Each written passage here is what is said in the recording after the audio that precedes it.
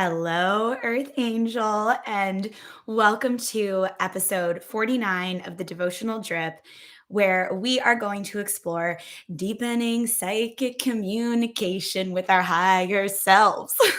I think this is one of um, the most potent episodes that's going to come through so far in the Drip transmission. And currently, we are leading up to episode 50, where I'm going to offer an introduction to the 7 pillars of higher self embodiment. So stay tuned for that in the coming weeks. I'm also going to be offering an open studio and a higher self embodiment masterclass for the membership, and really looking forward to that as we emerge into the summer. Can you believe it? At the time this is being recorded, we are edging towards that summer solstice portal. And I don't know about you, but I can feel the verdant fertility and potential in the air. It feels like we're being supported around our momentum and our capacity to keep all of the altars lit simultaneously. So we'll explore that today on the Drip.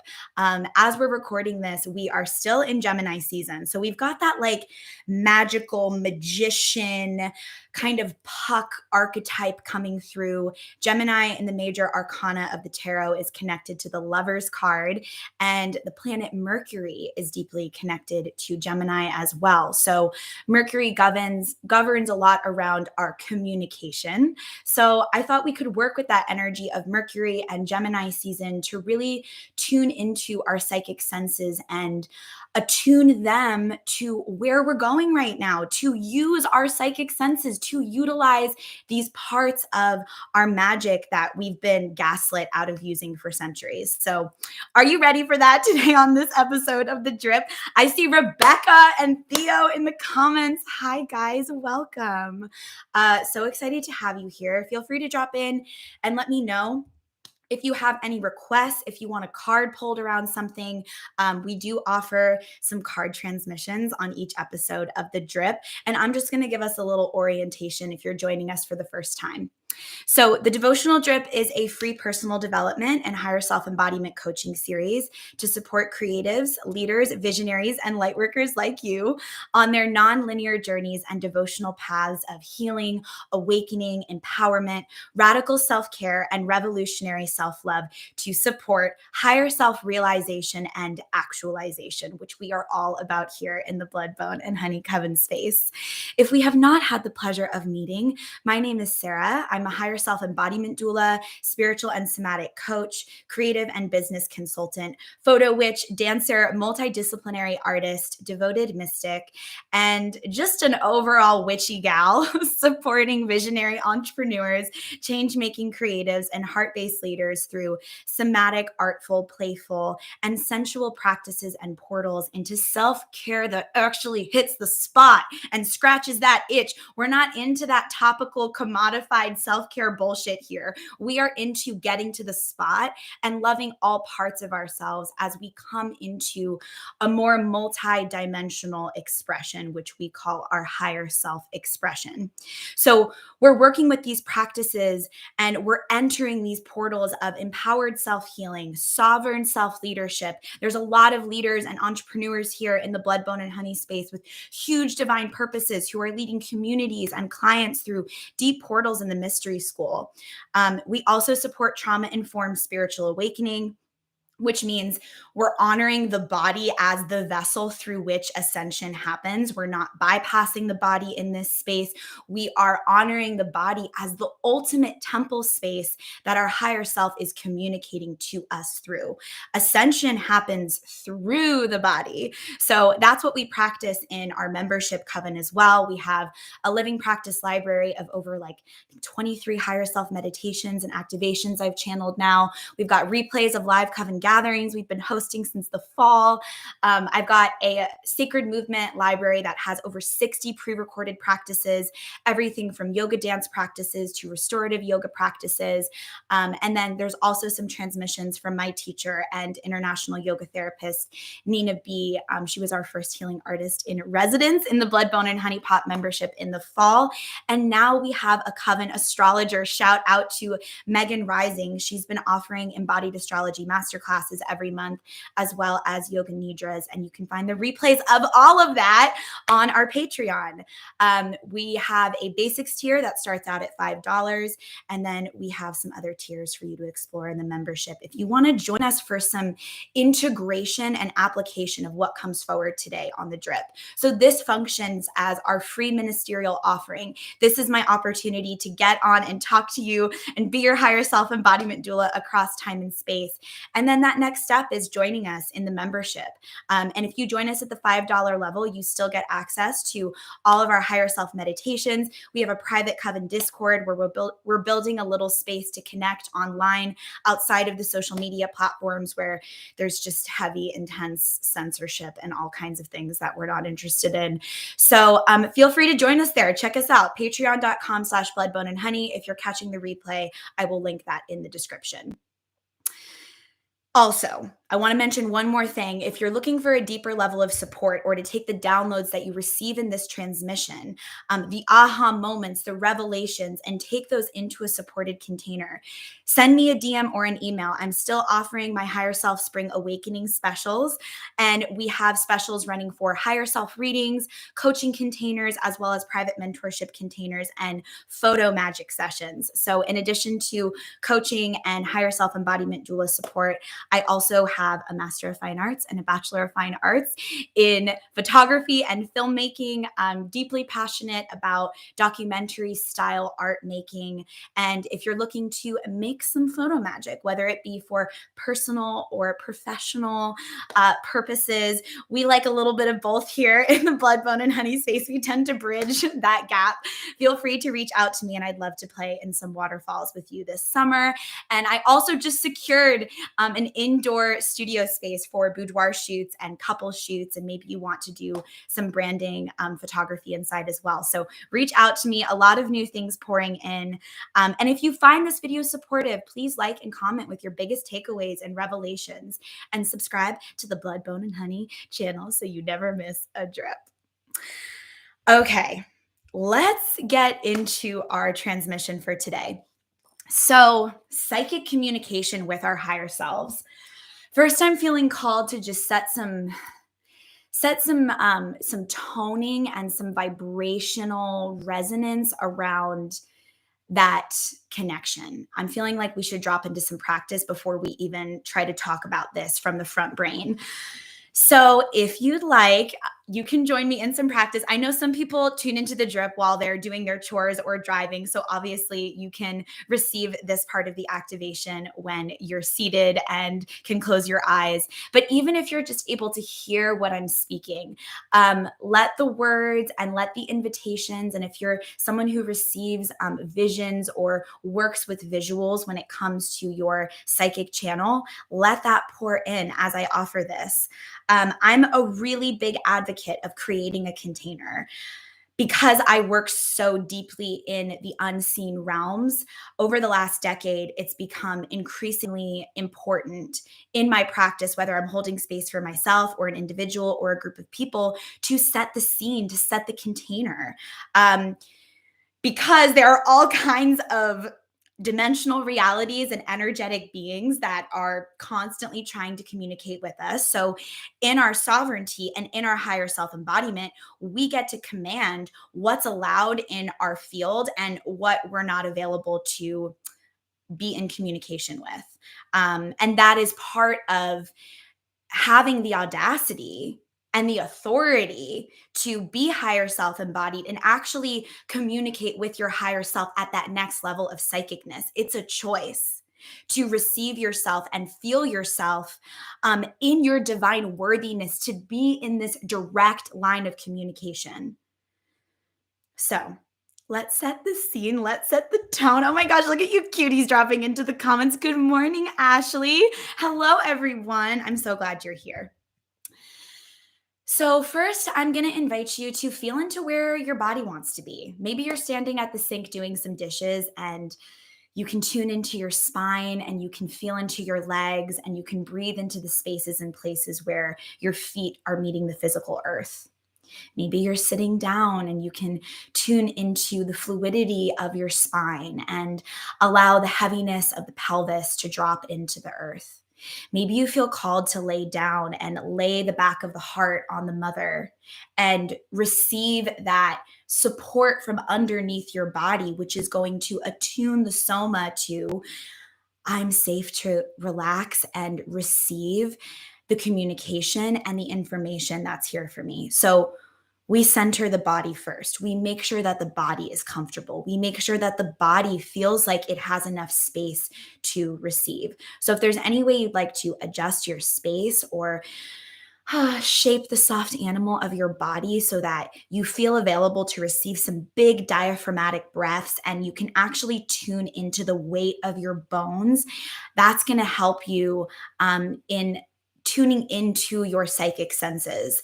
The more you tune into the density of the body and you feel that magnetic pull between your physical body and the earth, the more space you're going to have to feel into that field of your energetic resonance and work with the subtle bodies.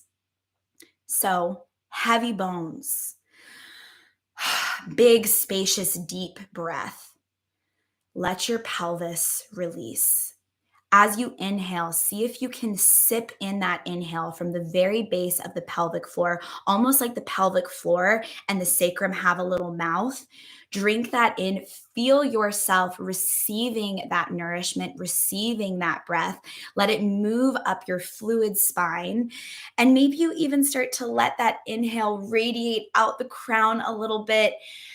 And then when you're ready to let the breath go, you can sense the bones being drawn down towards the earth. Heavy bones, heavy body, grounded body, tuning into the animal, really honoring the human being, the fascia, the cells, the blood, the very real physicality of this being that you are. And then again, inhaling, receiving the breath. Our only job really is to exhale. So we receive the breath like we're drinking from the breast of source. We're just receiving the breath. We're receiving the milk. We're receiving the nourishment. It's flowing through. And then when we feel like we've really received that in breath, and there's nourishment in the cells, and you're starting to tune into the light at the center of every cell, maybe receiving that breath as illuminating the bones, illuminating the blood. Oh, and when you're ready, like taking a drink of water, you can exhale and receive that and drink it into the bones. Working with breath and light together is a really powerful way to claim your own energy and claim authority over your own resonance. So again, inhaling, drinking in light, spacious, big breath, big body, big animal, big human, all the space being taken up with breath. And then exhaling, heavy bones, rooted, grounded, strong, supported, held. We get to be incredibly psychic and flying around in all the dimensions and also simultaneously so fucking rooted on this earth that our root chakra remembers that it belongs. And there's nothing that it needs to do to belong. It can't earn that belonging. It can't prove that belonging. We just belong. And to connect with your higher self and to connect with your psychic gifts from that feeling tone of belonging is what's going to allow you to stay anchored. And when you're staying anchored and receiving psychic messages at the same time, now that's some magician high priestess shit.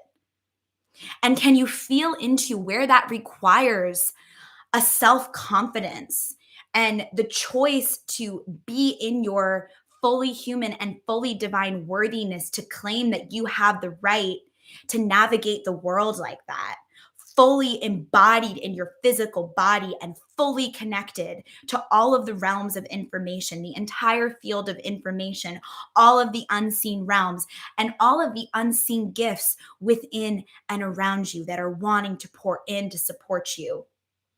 This is something I've been receiving really deeply, and then we're going to get back to our tone setting. Something I've been receiving really deeply recently is this reminder from my ancestors and my guides and the ascended masters that I work with and my higher self, obviously, that we are the active agents here on planet Earth. We're the fucking boots on the ground earth angels who are making shit happen. Of course, there would be divine, loving, galactic support pouring in for us in every moment.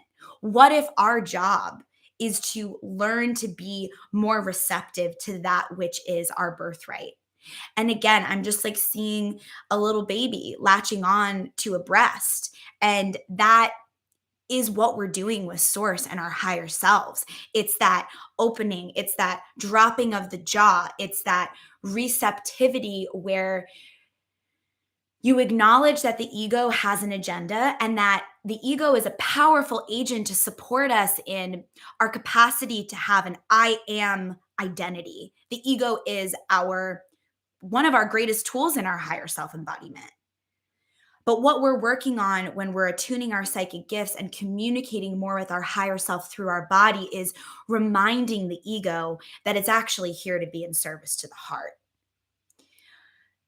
If the third chakra, the solar plexus, is connected to our sense of identity and our I am presence, that solar sun, fire shining, expressing out, then that means that that ego, that identity that we need, that separates us from other species on this planet, it means that that third chakra is building itself upon the resonance of the first two chakras. And in the realm of the root chakra, we're again connected to our sense of belonging, our right to be here, our right to drop that root down and stick our roots into the earth and claim that this is our life and we have a purpose and it's beyond all of the systems of oppression that are crumbling now. And we have a right to find our village and there are people here we're meant to be connected to. And the earth is our mother. And the earth is also an expression of, I believe, Sophia's source. So the earth is her own goddess expression of the divine mother, the great creatrix, the black womb of no thing that your soul arose from, yearning and begging and salivating to be on this human journey that you're on right the fuck now. Even the hard parts, especially the hard parts. And we talk about this a lot on the drip. How you going to do some alchemy without the resistance? How you going to do a push up if there's not something to push against? The people that I'm speaking to right now and the people that I serve and walk and work with have a soul level agreement to fuck it up. And recently I've been receiving that our cohort goes beyond Earth Angel into like an archangelic realm. And that means that the great cosmic mother is going to utilize you as an active agent on this planet that is fiercely under attack because of the biodiversity of its species.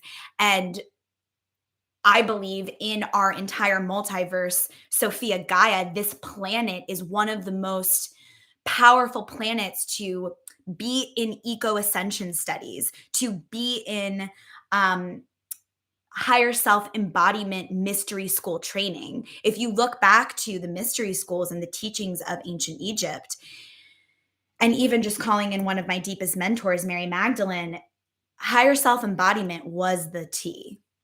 And we were just practicing activating our psychic senses like it was doing arithmetic because this planet yearns for us to be in that kind of ecstatic communication.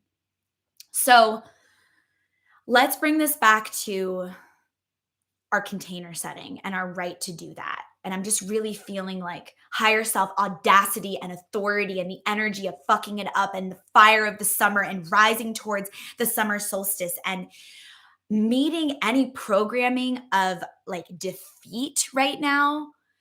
Or anytime you go on the internet and you're just seeing things that are trying to distract your consciousness from your purpose, from staying in love, from moving from love, from being in faith, That's also your invitation from your higher self to utilize your psychic gifts and see beyond the fucking veil and the propaganda of what's being put right in front of your face and understand that this ain't new. Propaganda and like weird shit happening not, I was going to say on the internet, but in like a propaganda being utilized to scare the fuck out of people out of their power is as ancient as the rise of the state. So if you want to continue to uphold a class system, then propaganda is going to be one of the biggest tools to keep that class intact. And we're going to talk about clairvoyance and seeing through the veil and all of that today.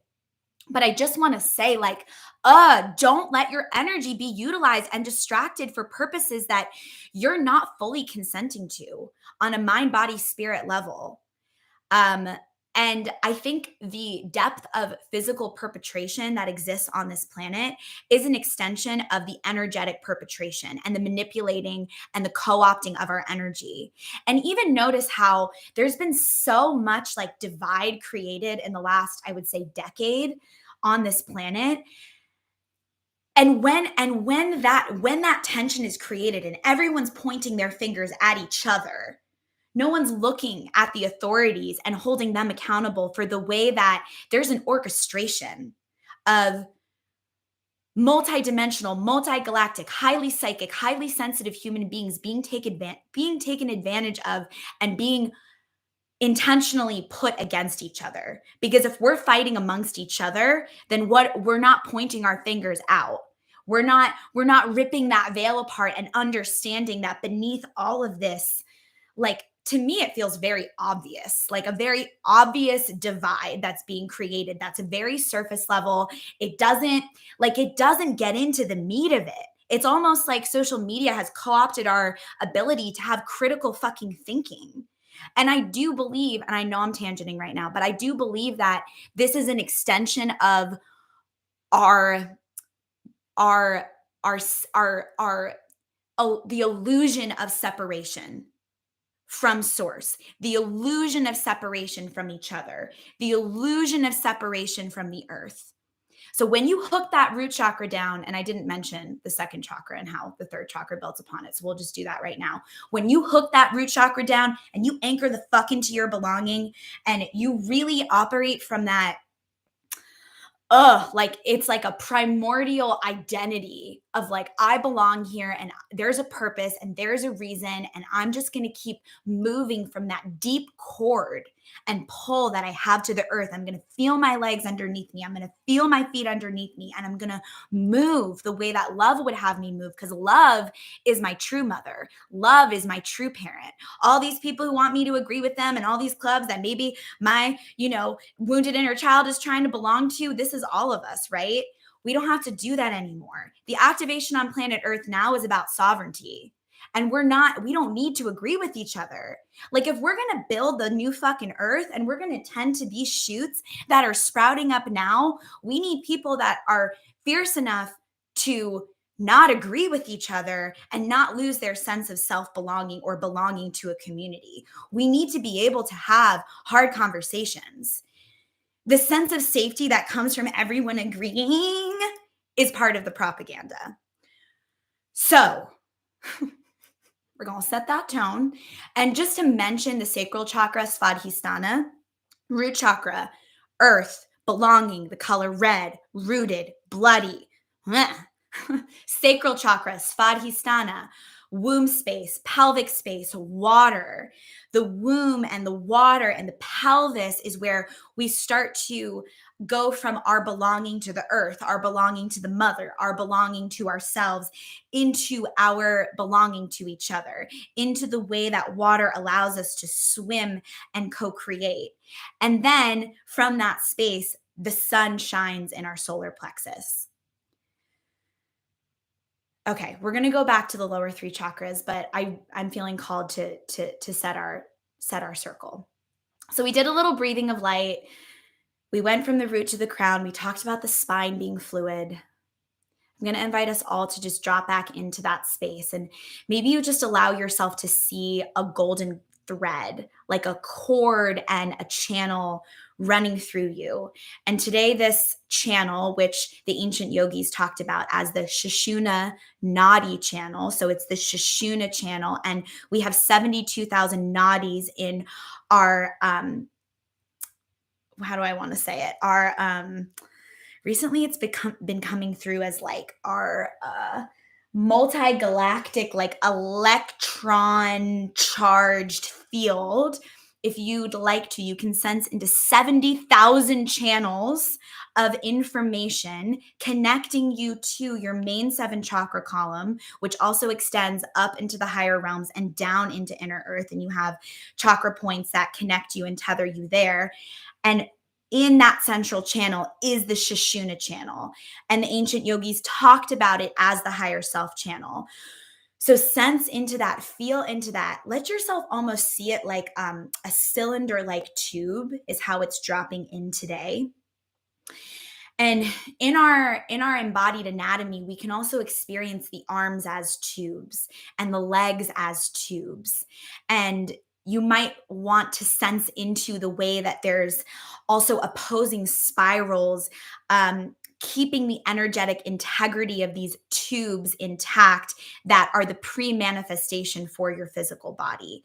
So see that Sushumna channel. It's like a honey golden color, and you can almost allow yourself to experience a spiral turning clockwise and a spiral turning counterclockwise at the same time. And that opposing seemingly spiralic force is actually what's creating your central channel of magnetism. So if we're living from our front brain and we're thinking, processing, logic, then we're untethering ourselves from that central channel. We can always rehook ourselves in, and it's actually the noticing and the space in between when we notice ourselves pouring into our front brain or going into the back brain and into the amygdala and into our epigenetic historical trauma. Whenever we feel that happening and we can catch that snag of like untethering from that central vortex, in that moment, taking a breath and reconnecting, it's like doing the strength training work. Again, it's like if you were doing a push-up and you allowed yourself to notice like when maybe your right arm is splaying out and you're coming out of alignment, and there's just a breathing and a reintegration that wants to happen so that you can actually be aligned and push back.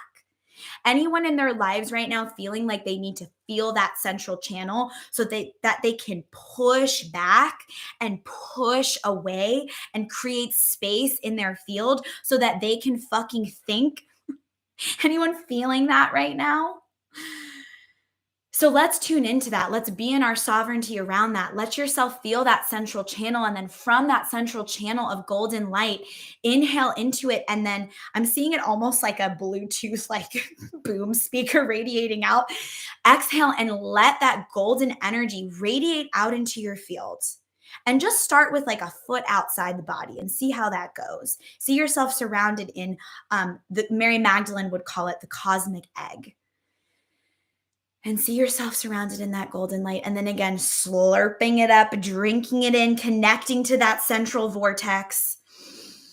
And then exhale and send the energy out. Let yourself be big. You can see that golden light pouring out. And this is you activating that clairvoyance and also that clairsentience to feel. See that light, feel that light pouring out. Let's try 3 feet in all directions.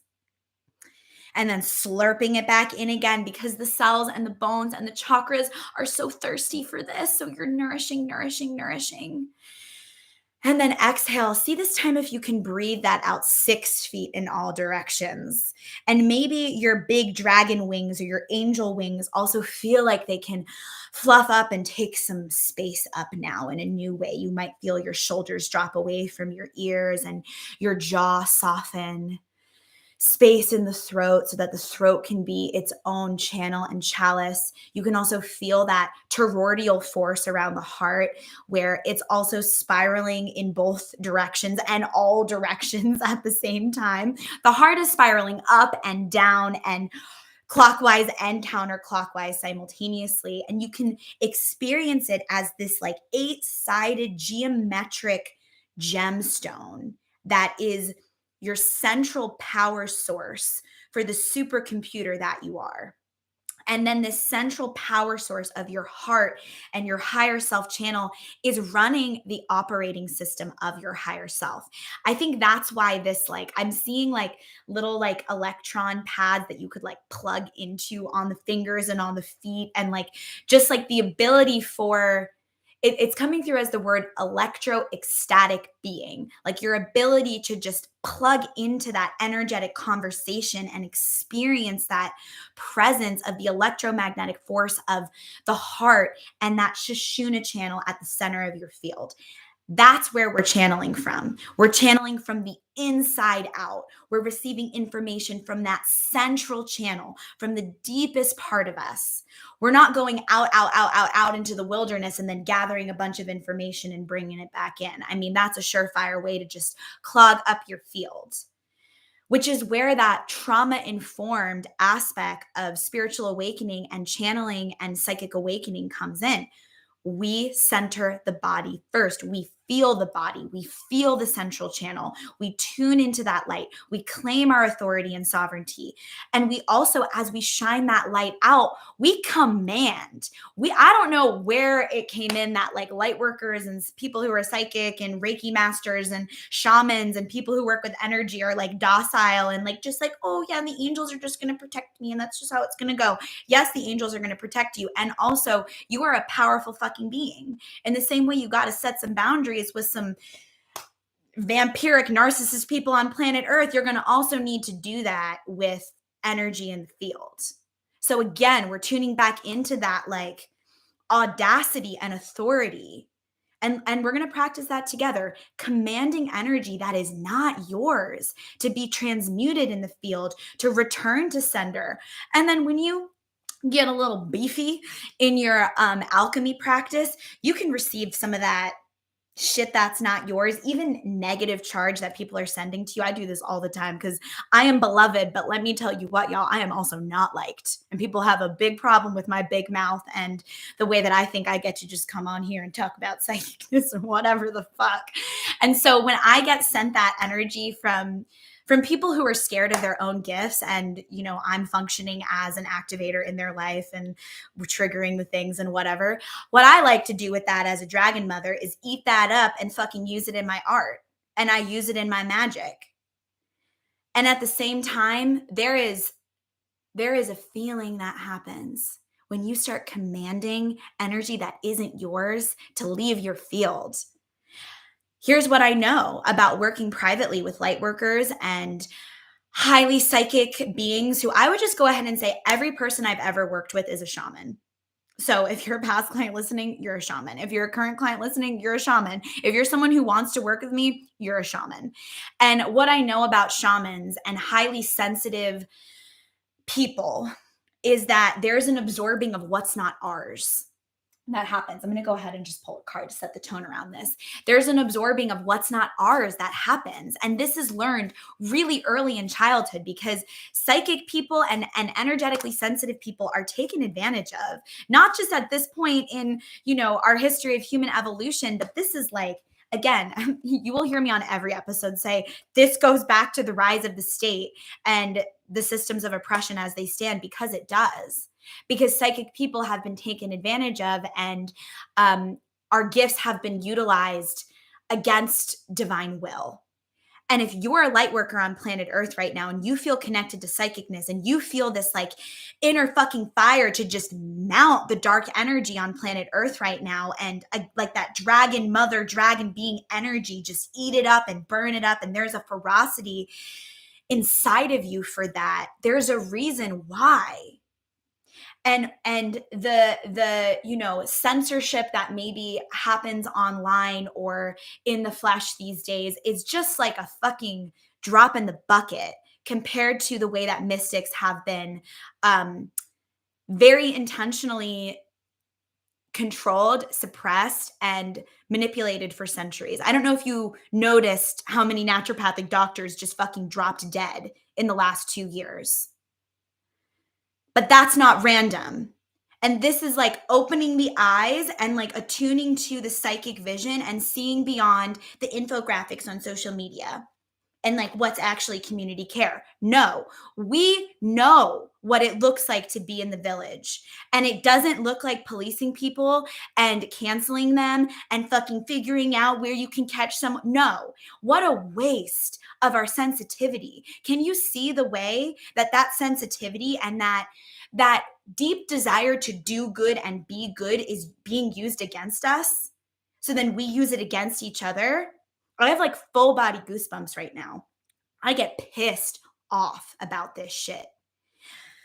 And in that great cosmic mother activation, when we look at what's happening on planet Earth right now, and we see the way that we're moving out of what's been called the Kali Yuga era of destruction into the beginning of a golden age. There's a cleanup crew energy. There's like an in between worlds energy. And I say this to my clients all the time. You're a bridge keeper, not only on the planet, not only between realms of consciousness, not only from the 3D, we're just physically seeing what's in front of us, to the 4D, now we're asking questions, to the 5D, oh, now we're embodying the fact that there's different dimensional realities to live from, and we have access to more than we can see and we can sense. There's an even deeper thing going on at the 5D level. And as we're bridging that gap between our own consciousness, which is self-intimacy, right? Into me, I see. As we're being brought on that inner journey, it is so that we can articulate that process of bridge building and show up in the world as a bridge builder. But if you're trying to be a bridge builder out on planet Earth and you're not building those bridges between your human consciousness and your higher self consciousness, which is to say, how do I even want to say this? The human consciousness is showing itself to me right now as like a committee of parts, a committee of members. The human being is so intelligent. We are so intelligent. Our bodies are so intelligent. And they're spongy and they're easily programmed. So we've got this spongy human that's so intelligent. And then we have the mind and the body that's been used against us. So we are at war with our own mind and bodies. And the journey of spiritual awakening is coming back into coherence, bringing the heart and brain back into coherence, pouring ourselves back into our body. And as we reclaim that which we've been gaslit out of, just take a couple seconds to look at the way that like autonomy and sovereignty is being attacked from many angles on the planet right now. There's a reason for that, because the body is technology. And when you cut people off from their fucking life force, they're really easy to manipulate and control. But we are reclaiming this connection with our body and minds. We are deepening and breathing into our self-intimacy. We are building the bridge between the parts that have been programmed out of their magic. And maybe you got a couple of committee members who are like high priestess, magician status. They've been liberated. There's some of these parts that have awakened at the table. And then those parts of you that I would say are an expression of your higher self, they're archetypes that are expressing that higher self, divine angelic consciousness that you are. They are literally your internal mentors for the parts of you that are still learning. And I'll just say, for example, I've got little members at my table that one of my deepest subconscious programmings that I've talked about on the drip before, from just being neurodivergent and having a million learning styles and like really falling behind in school when I was a kid because I just like could not fuck with the normal like school system. I had a deep program for a long time that it was deeper than I'm not smart enough. It wasn't even like I'm not smart enough to do what I'm here to do. It was like, I'm not smart. And the reclamation of that part, oh my God, the fucking weeping, the guttural weeping that that part of me had to do to reconcile with the fact that they were lied to for this. That awakening probably started happening around like 23. So for 23 years, I'd been holding that programming and honestly probably carried it from my mother and my feminine lineage because that's a program that she struggles with as well. And loving that part into liberation required my higher self consciousness. And this is why I tend to like really just not be into pathology. And I really tend to dig deeply into potential in my coaching space and in the blood, bone, and honey space, because the pathologized way of describing the complexity of the trauma that we've all been living through, not only in this lifetime, but that our ancestors have been living through for centuries, it just feels like a disservice, and like it doesn't set us up for success in terms of the depth of self-reclamation that's here to be done. There's nothing that we just have to deal with in our lives. It's like, oh, these are the cards you were handed. Here's your complex trauma. For the rest of your life, you're just gonna be struggling with this because that's just how life is, and life is hard, and la la la. How convenient is that narrative for and now I'm like really on fire today, so I'm gonna need to like watch my words before YouTube takes this video down. But how convenient is that for the in industrial complexes that profit off of us being sick? How convenient for us to just think that some of us are just a certain way, and some of us just have these issues that we deal with, and here's our little pathologized box, and here's the list of all the things that are wrong with us. You know what that does? That keeps us buying and purchasing and engaging and giving up our fucking power to a system that wants us to do that, because when we do that, we're untethered from our Shishunanadi channel. I also believe that you can interact with all kinds of systems and what they have to offer and remain in your sovereignty. That's something I navigate all the time in the birth space. Like as a birth doula, I am fully in support of the fact that we have resources for people to birth their babies however they want to birth them. But what I root into is however they want to do it. Not the way that society says this is the right way, or this is the safest way, or this is the way you should, or no. We have options, and we get to choose how we interact with the systems that have been placed in front of us. There's no like, this is the way you walk your human journey. At this point, especially when Saturn moved into Pisces in March, I don't know if you've been feeling that big wave crash of all of the old systems as they've stood. That's because Saturn is the planet of structure, domination. I call Saturn daddy. Like, it's very like daddy's holding the container. And then Pisces, final sign in the zodiac, deeply connected to the realm of the ancestors, came right through and was like, oh, we're about to wash away everything that's not in alignment with spirit. And that might take 100 years. But there's a reason why we're here right now in 2023, starting to lead this charge. And for whatever reason, I'm connecting to like, think about coming back to this planet 100 years from now. Maybe that's part of your soul contract. Maybe you're here to be a part of this great cleanup crew and tending to the new shoots of new earth so that you can reincarnate 100 years, 200 years, 300 years from now and see like what you were a part of stewarding, what you were a part of holding space to be birthed. What's so powerful about higher self embodiment and connecting more deeply to our higher selves is it is a birth process. And as we are our own birth doulas and midwives for our higher self consciousness, again, it's mapping and templating the way that we're being called to show up on the planet. We're all consciousness doulas. That's what a light worker is, I believe. It's not about just working and pulling up the bootstraps. That is a commodified version of what work is. To be a light worker is to decide that you're going to live from that central channel, and that anywhere you go, you're going to bless the space with your presence. You're going to show up. And one of my clients who's here watching right now, Rebecca Hall, highly recommend her work. She's so good at this. She's such a powerful, living, waking, breathing example of how we can do this. Just like meeting your life as the village, whether you're going to the grocery store or you're walking down the street in the morning, deciding to identify as a fully human, fully divine being that's so powerful that you have the capacity to just bless the space with your presence. So let's bless our own field and space with that presence. I want to do that little commanding prayer with you. I know we're going between like practice and channeling.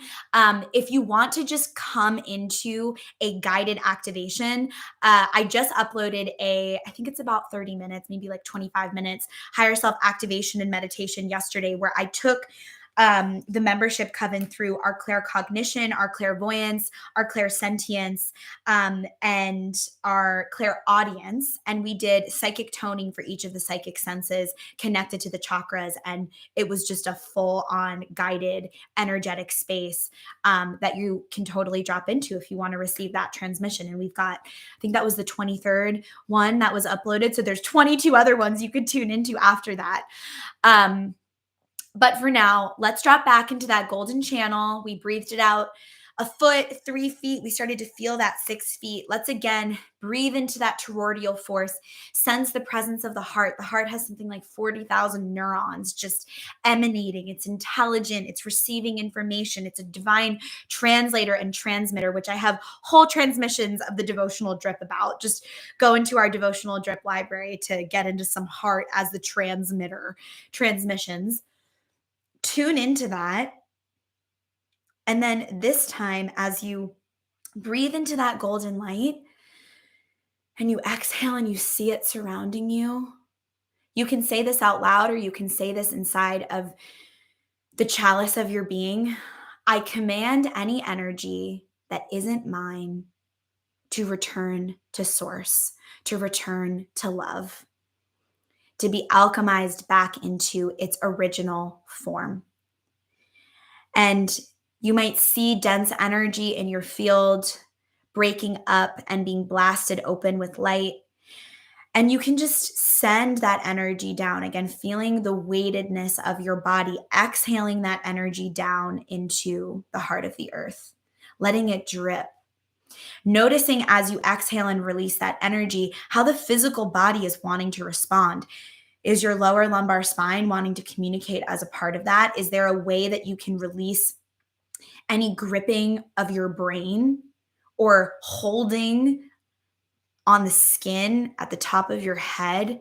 Can you let your skin just waterfall down? And then from that place, connect to a deep and slow breath. You can inhale through your nostrils. You can fill up the belly, illuminate the heart with the breath, and then you can exhale out the mouth or out the nose. But I'm going to invite in a little ujjayi breath, which in yoga we call this ocean breath. And as you're inhaling and exhaling in through the nose, exhale through the nose if that's comfortable for you. You can also exhale through the mouth. See if you can start to tune into that sound of your inner tides, the inner ocean, almost riding the breath like a surfboard. Your breath is your anchor to your psychic senses.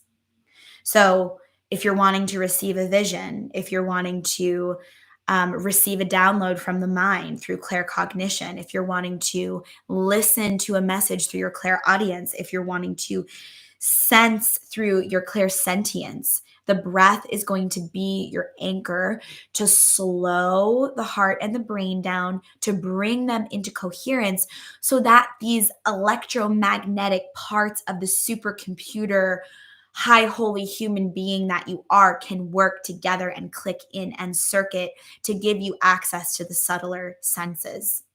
Does that make sense? We access the psychic senses through our human senses, through our breath, through the body. Sometimes I'll even start to, and we did this in our higher self meditation yesterday, and my human design is actually deeply connected to smell. So that will come through for me a lot when I'm channeling. But you can even really like smell the room, what's around you. And if you're outside, maybe there's a message, like a floral message that's wanting to come through to help activate your psychic channel. Maybe there's a taste. I tend to drink a lot of cacao and work with cacao. So sometimes when I'm channeling, I will literally start to taste almost like a chocolate metally taste on my tongue. Or my tongue will start to produce more saliva as I'm tapping into those psychic senses. Something else that I find really powerful when attuning to the psychic senses is um, really feeling into like my fluffiness, my softness, my innocence. There's a receptive mode, like when you're receiving pleasure from a lover or you're giving yourself that attention where you let the breath slow and you decide that you're going to allow yourself and invite yourself into a receptive state. Channeling from your higher self can feel a little bit like getting your cosmic bits touched by the divine. Psychicness is a very sexual, just to censor the word for YouTube, experience. Sometimes I'll even feel that my body becomes hypersensitive when I'm channeling. Like I'll get goosebumps a lot. And that hypersensitivity is part of that electromagnetic, ecstatic communication of your body that's actually yearning to be utilized in the subtler realms, in the subtler senses. I just watched the latest Avatar movie last night, and you know when they like plug their little like ponytail in to like the great mother energy and they start to like receive that information. That's what we're doing with our Shishuna Nadi cord. That's what we're doing when we call on our higher self, and just by nature of deciding and calling on that energy, even if we can't see it, feel it, don't know what we're doing, the most powerful part of our sovereignty is that we're just hooked in. We don't even need to get it. We don't even need to understand how it's working. And the ego and the front brain are going to have a hard time with that because it's the watchtower, the front brain. And you might even feel this sometimes if you're someone who tends to like really think and process through things and chew on things. You might notice that the front of your brain gets physically hot. That's because it's the part of the supercomputer that's working, working, working.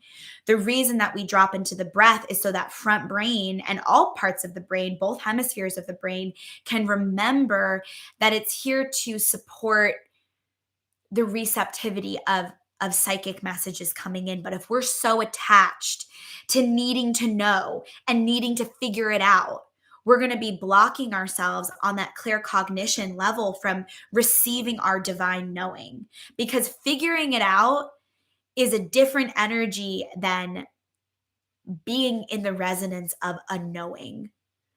When I work with that crown chakra energy with my clients, and we're really like tapping into their higher self knowing as an identity and a set point in consciousness, there's always a transmission and an activation around faith that drops in.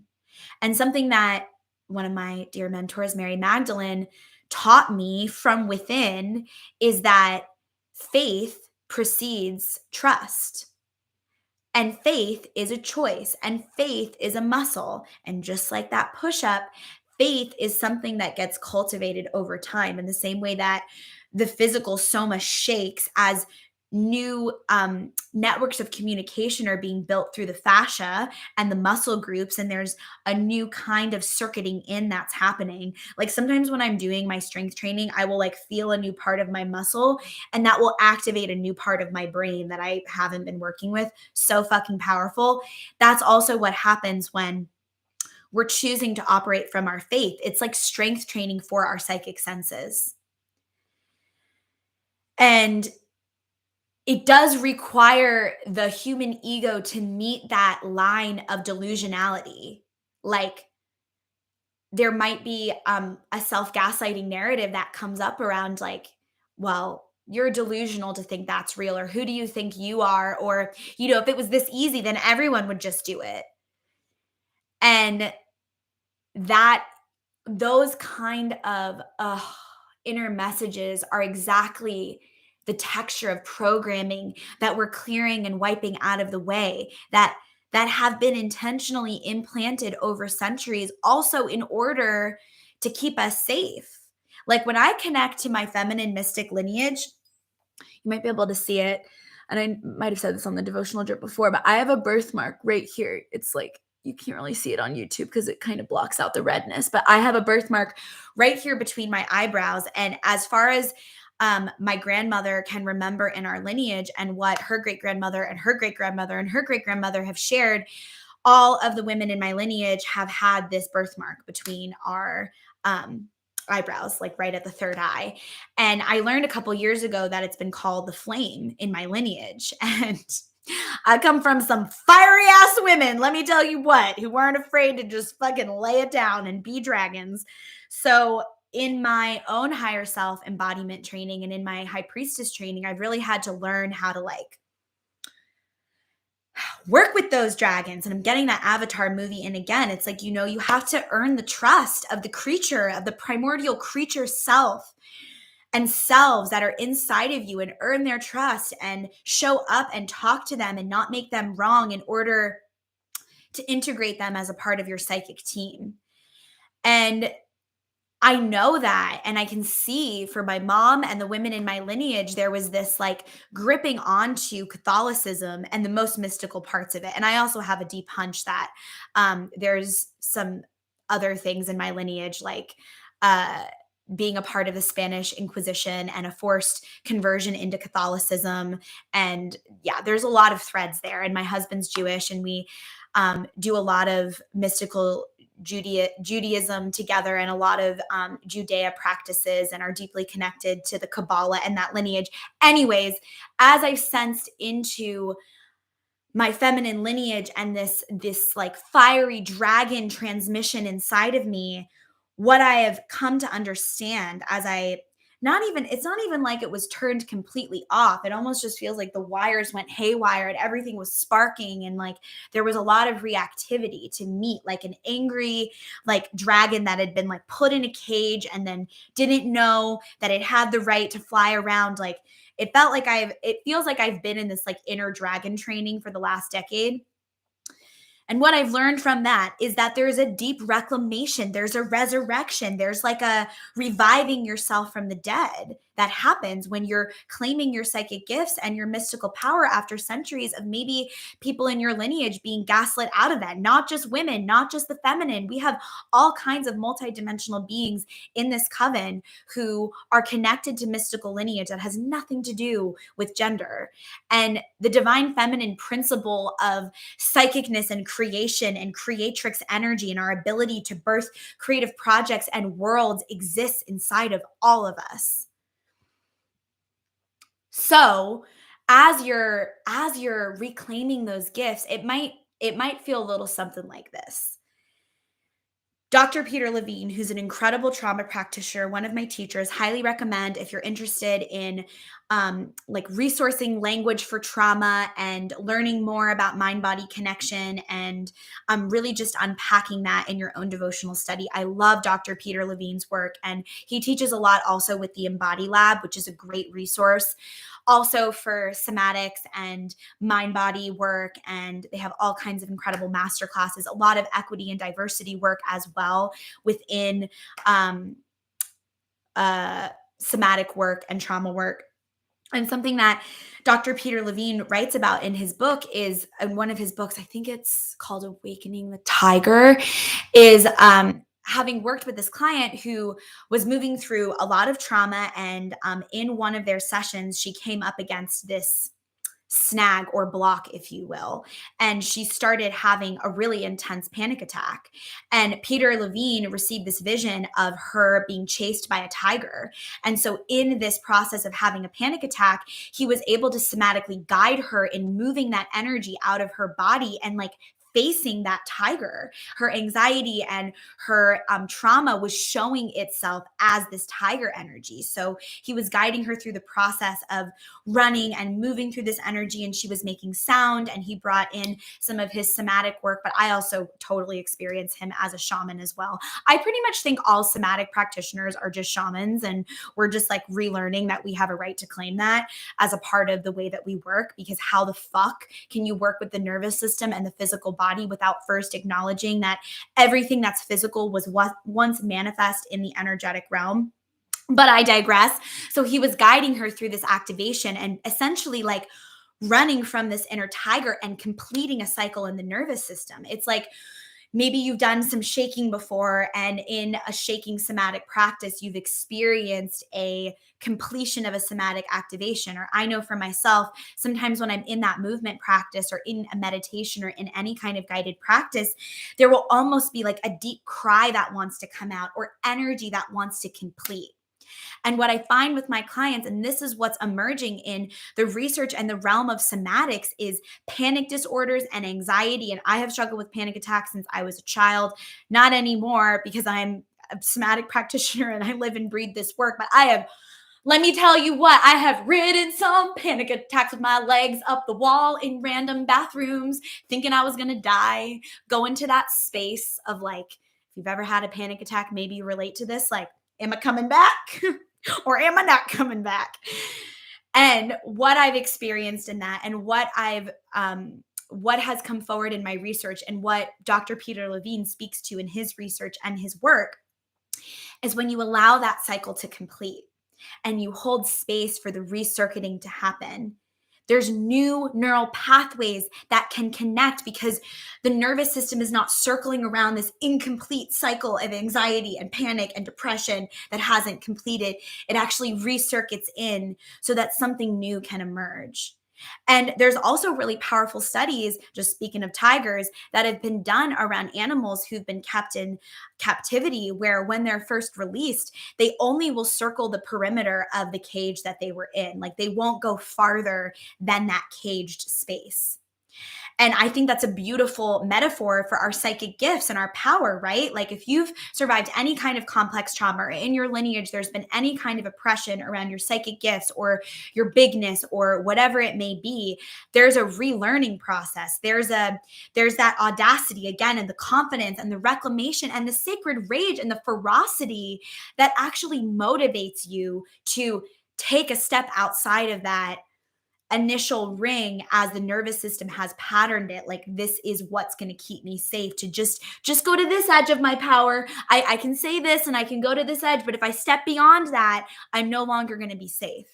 And in the work of higher self embodiment, and in the work of somatics, and in this journey of personal development and reclaiming our power, the growth lies in incrementally increasing that edge and meeting that edge with a little more breath and a little more space. We create space in the nervous system in small increments. And so every next little inch that you can invite yourself to be in your higher self permission, to say that thing that maybe you think sounds weird, or to be in that receptive mode to receive the vision, or to default to your higher self instead of scrolling on social media to see what comes up to pacify the nervous system. It's in every little fucking inch that you reclaim for yourself and your own sovereignty that your psychicness starts to open. And it does require like a fierce self-love. Like, I love myself enough to claim that I have the right to be in this into me I see process. And when we can see deeply inside of ourselves, then we're meeting the world from that inner knowing. And I truly believe like that is how healing is going to happen on this planet. There's not going to be compassion and understanding and awakening that happens from people being badgered and yelled at and told that they're idiots. I don't know why we still think that that works. And I'm a bitch who has Sekhmet rising in her astrology chart. I fuck hard with some sacred rage. You'll see me going into battle with a knife and I will come out with blood. Like, I have no problem leaning into the dark feminine. But at the same time, if you're going to use that knife, if you're going to lean into that part of your right to be wrathful on behalf of divine love, there's a precision.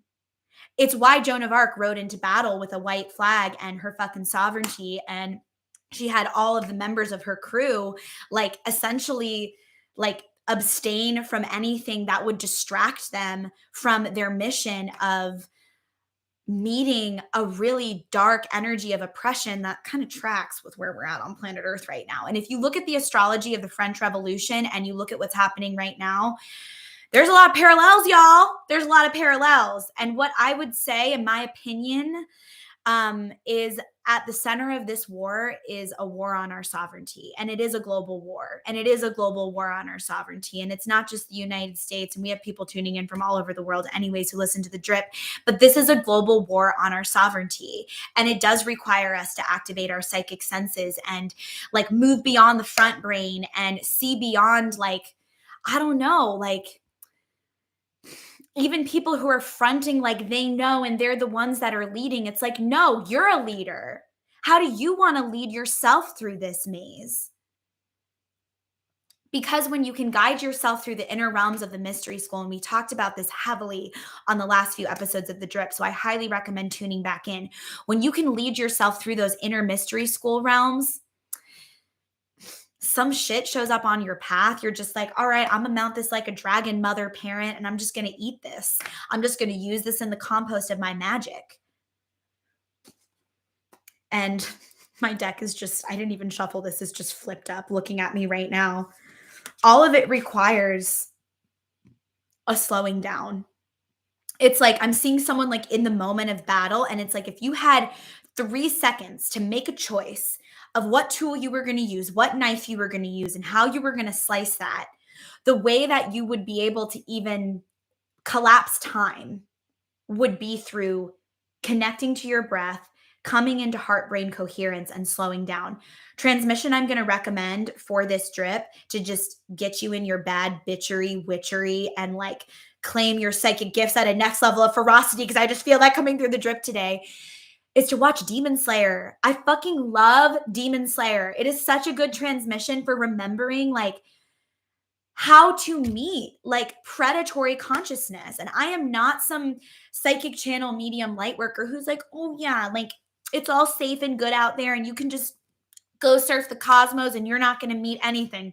I'm a girl who started seeing dark energies in the corners of the rooms with thousands of eyeballs when I was 5 years old. So I don't play when it comes to protecting myself and calling on the ascended masters and calling on my higher self and navigating those inner realms. And what, oh God, what is his name in Demon Slayer? I can't remember right now. But what he'll do is he will when he's like meeting these like demons that he's fighting in the forest, representative metaphorically of his own inner demons, because I also believe that the dark demonic energy is here to serve us and activate us. And hello, next card here, motivate us to get some shit done, to liberate ourselves. How could demonic energy, how could dark energy not also be here to serve us? The demons also worship at the feet of your high priestess magician self, inviting you into your higher self expression. But the psychic war and the energetic war is real, and it does require you to slow down and find that motivation so you can be in that precision and connect to the breath. And what he says in Demon Slayer is like, activate water breathing, or he'll like activate some kind of like inner gift that he's learned to cultivate through his journey in that moment to meet the dark energy, to mount it and overcome it. Like it does activating our psychic gifts does call on that kind of energy. And what I find, especially when I'm working one-on-one with people and working with them and activating their psychic gifts, there's like a fucking with yourself that starts to emerge, because you're like, oh, I'm like that much of a baddie that I can use my breath and my body and all of these somatic tools to regulate my nervous system. And then from that regulated place, I can now tune into these other senses, my claircognition, the ability to have psychic knowing, our clairvoyance, our ability to see, our clairaudience, our ability to hear, and then our clairsentience, our ability to feel. So that's a knowing, that's a seeing, that's a feeling, and that's a sensing. Can you see how many distractions exist on planet Earth right now to draw our attention to, ooh, how cool is this artificial intelligence? When we're the ones that fucking created artificial intelligence. And recently, my higher self has been like, don't refer to that as artificial intelligence. Don't like keep affirming that word and speaking that spell into being. Artificial intelligence is angel intelligence because we are angels. Even dark demonic energy comes from an angelic consciousness, which is why when we say, I transmute and I command this energy to return to source, it's because the dark energy even comes from source. And maybe you fuck a little bit with some Lucifer fallen angel energy and you reclaim that story from the system of oppression that is modern Christianity. And you look at the way an archangel would make the sovereign choice to fall from the divine so that they could go on their own journey and create their own realm, to then push back against the divine, to then create this tension that then is the motivation. It literally is that like tension and toroidal force that then opens up this like grand cosmic theater. And I think that like Lucifer fallen angel myth story archetype is also showing us where we fall from our own higher self and the divine, and then we try to do a bunch of shit to like reject our own psychic power and our own connection to God and love and all the things. And that's our right in our sovereignty to reject spirituality. I had certain points in my journey where I didn't even believe in God or a benevolent presence, because I grew up in the South and was raised in an evangelical Christian church and was Mary Magdalene from the time I was 5 years old and branded as the slut and all the things. I went through all that shit in order to sit here right now at 30 years old and be a fucking shaman and higher self-embodiment doula. But what I learned from that journey of falling from the divine and then literally crawling my way back to the goddess, goddess bless Kali Ma and Durga and the Hindu goddesses and the ancient Egyptian goddesses like Sekhmet and Hathor and Isis, for bringing me back to the altar of my own magic. And I did have to enter the portal through the dark goddesses. I did enter the portal through my sacred rage and being angry at God and being angry at spirituality and being so, if you caught me on the internet in 2016, the kind of shit that I was saying about religion and patriarchy and all kinds of things, like I was really angry, and I still hold that sacred rage, but it made me sick and I had to heal and I had to go through all these things 111 all the time. And that journey of like the fallen angel returning to the altar of the higher self is something that I know well. And that return to love and that journey back to love, what it also showed me is the dark goddess and all of the sort of like warrior consciousness energy is part of our angelic higher self expression. And it's only in a realm where, God is something or someone to be feared. In Christianity, they teach about God being this like wrathful presence who you need to earn the love of. And, it's this holy father who's mad when you stray your attention to other benevolent presences and don't pay attention to him. I'm like, that sounds like some patriarchal bullshit, and some dudes I've dated in my past who had some fucking mommy issues and needed to return to the divine mother, but instead were trying to suck my energy out of me and tell me that I was the problem and I was wrong and all the things. So we can just look for 3 seconds at that programming to see how that benefits a certain narrative on the planet. And when we push back against that and we claim that we have a right to connect to the benevolent presence of source God energy, that is our holy parent, that is our right to fucking connect to and channel from and live from outside of any religion, any dogma, anyone outside of us, including myself, telling us how it goes. That's when we activate that higher self sovereignty and channel, and we start to discover some really interesting things. And we remember that our connection with the divine is here to bring us into a state of ecstasy, which doesn't mean just bliss. One of the 8 limbs of yoga, actually the last limb of the 8 limbs of yoga is known as samadhi, which is spoken of as this ultimate union with the divine. In my experience, that blissful, ecstatic union has a spectrum that also ranges to the deepest grief and the deepest rage that you could ever sense in your whole entire life. Because how could bliss not exist on that spectrum? In the same way that we have this archangelic nature, and on the same spectrum, we also have this capacity to like embody like demonic energy. We're that powerful, and in our sovereignty, we're choosing how to activate and work with our magic. And a lot of people are choosing some really dark shit. And I also believe that a lot of people in power, especially in certain areas of our government, are also using high magic and the solstice portals and the wheel of the year calendar and how the planets are moving. And if you look up just even briefly some like CIA documents around higher self connection and remote viewing, the CIA has been using fucking higher self connection and channeling and remote viewing and all of the psychic senses for a really long time to manipulate us and control us and make us think that we're just little humans here to like pay our taxes and go to work and be really good, check off all the boxes, get our yachts, get our houses, have our mortgage, pay our taxes. Does that sound really good? Live in a house with just one partner and a bunch of kids and then be undernourished and then wonder why you can't afford groceries even though inflation is up to 35%. What the fuck? That's crazy. So in higher self embodiment, we claim that we're not living by any of those rules. We see it. We see it from our inner eye. We see the way it's all being laid out in front of us like some little fucking Sims game. And we're saying, hey, I got the mouse, I got the keyboard. I'm going to reprogram this shit.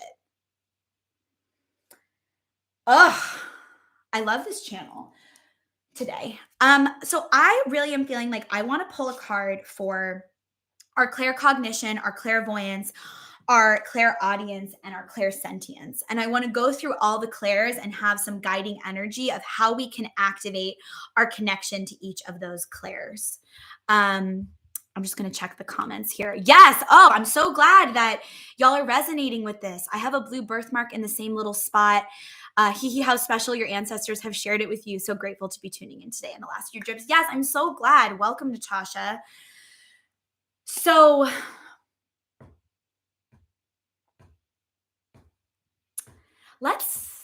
I'm feeling my ancestors. Let's actually, we tuned into that Shishuninati channel. We breathed that energy out. We commanded any energy in our field that wasn't ours to be transmuted. Now I'm feeling like we should call in a circle of protection. And what I'm going to reveal about episode 50 of the devotional drip, I said this at the beginning of this episode, is it's going to be about the 7 pillars of higher self-embodiment, which I've woven into many episodes of the drip, but haven't done one episode on yet. And that's going to correspond to a free higher self-embodiment masterclass and open studio that I'm going to host for the membership. So if you've been curious about what we're up to in that space, or you've been thinking about working with me one-on-one or in private mentorship, you'll be able to get a taste of what that's like in practice. So as we're setting up for that, I just want to introduce on this episode, I would say we're working with the first 2 pillars. We're working with anchor and disarming. We've talked a lot about that anchoring and that Shishuninati cord. And then we also talked about our bad bitch capacity to disarm any energy that isn't ours, breathe it out of our field, and feel ourselves. To feel ourselves in our own body, in our own field, to feel our own energy. Sovereignty translates to a self-governing state. Some of the programming on this planet right now, which would have you think that to lean into your sovereignty is somehow in opposition to being a part of a community, that somehow self-care is selfish, or to lean into your sovereignty or to make choices that really benefit your highest good somehow is in opposition to the highest good of all beings. I've talked about this on the drip before, and to use pathology, I think that that is a global codependent programming where the powers that be are the fucking narcissist vampires that are manipulating us and our gifts and our psychicness and our sensitivity and turning that against itself, like even onto ourselves. Forget being turned against each other. There's a turning against ourselves that's deeply been a part of this programming that we've been navigating. Again, I'm just going to say, since the rise of the state in ancient Mesopotamia, when women's bodies were quite literally used as vessels to birth a class system. Women and people who could birth were raped and tortured and quite literally turned into the first machine to create a class, a slave class that could then benefit a ruling class. And all we have to do is to look back to the formation of the state and where that directly intersects with the oppression of women, the feminine, and the co-opting of the womb as a machine, and the co-opting of our bodies to be used to produce life, to allow the machine and the systems of oppression to function, All we have to do is go back to that original source point to see how that same pattern is still being played out. Because in the same way, in our own neural networking and our own programming, a subconscious narrative and a pattern is going to continue to circulate and circumvent and be the dominant programming that we're living to until we decide to rewrite that. The same goes for the patterns of oppression and the history of genocide on this planet. And this is that tethering. This is that plugging in. This is that connecting farther back than looking at the 1950s and white picket America and white picket fence America. And, that I don't know why people point to that all the time as sort of like, oh, well, since the 1950s, like we can just look at, no, since the rise of the fucking state and ancient society, this has been happening. This is so deep in our ancestry.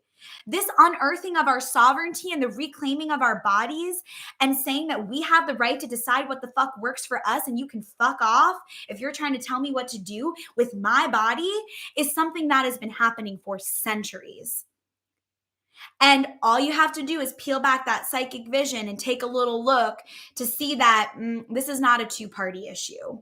This is a global issue. This is a global war and attack on our sovereignty. And when we get lost in some remedial bullshit and we get distracted from how big this global war actually is, we cut ourselves off from our potential to rain fucking light all over this bitch. My mouth today, Jesus. So I just want to say that about that. Let's pull some cards for our claircognizance, our ability to know beyond what we're being told, what's been programmed, what we're told we should think in order to be the most liberated and woke and inclusive and all the things. The truth is we are just that. We are just awake and inclusive and all of the things. So we don't have to submit to some kind of like identity politic in order to be liberated, in order to be divine disruptors, in order to be anarchists. The anarchist does not give a fuck about belonging to some group identity. The anarchist pushes back, even within their own coven, to say like, I have a different opinion about this. And don't try to get me to agree with you because that's just codependency. And again, I truly believe like the amount of people that come into my private practice and tell me that they're dealing with codependency and that's their shit and whatever. It's pretty much everyone. And that is also my programming. And that is a pattern that I've tracked with my neurodivergent psychic brain across sitting with, at this point, I've probably sat with 500 light workers globally who struggle with this similar, like, if I let myself get this big, if I say that thing, if I expand in this way, like I'm not going to belong or I'm going to be left or something's going to happen and I'm going to be untethered, which is why I think for every psychic person that I work with and every highly sensitive being, we always go to the root chakra. We always go to the lower three chakras. Most of the people I work with already have some upper chakra activation. If you're listening to this right now, there's a reason that I'm speaking this and saying this into you and speaking this into your channel.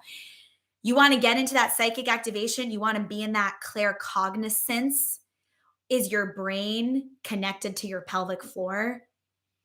Can you feel the way that when you release your jaw, there's a floor of your pelvis that also is connected to that jaw that lets go? Can you feel where when you let your skin release the gripping on the brain and you stop gripping the brain? The way that the breath has space to circulate through the body with more charge. Instead of your consciousness focusing on gripping, which takes a lot of energy. It takes a lot of energy to grip the bones. When I work with people somatically and I'm with them in physical space and I start to like put my hands on their body and invite them to release, that gripping sensation of releasing the bones, I'll watch the way that it circulates back into their main chakra column and it goes right to the fucking third eye. It's like the pineal gland is so thirsty for all of that energy that's being used to grip the body and hold ourselves up and shoot ourselves through space based on the programming of shame, based on the program of a matrix that's lost its connection to the mother. When you start to release that gripping, the pineal gland actually illuminates with more light. Because I think, in addition to like all of the shit that's poured into our water and soil and in the atmosphere that calcifies our pineal gland, again, intentionally, there's also a energy that the body is drinking up when it's gripping that wants to be circumvented. That word is coming again, recircuited. I'm again just seeing those electromagnetic, ecstatic connections being created. That energy is recircuited into your capacity to vision, to sense, to feel. So tune into that as we're pulling our cards. Something else I also want to mention about the rise of the state, ancient Mesopotamia, women's bodies and birthing people's bodies being used as a machine to create a slave class, and then the way that that continues to pour into the way that this fucking fucked up society functions thousands of years later.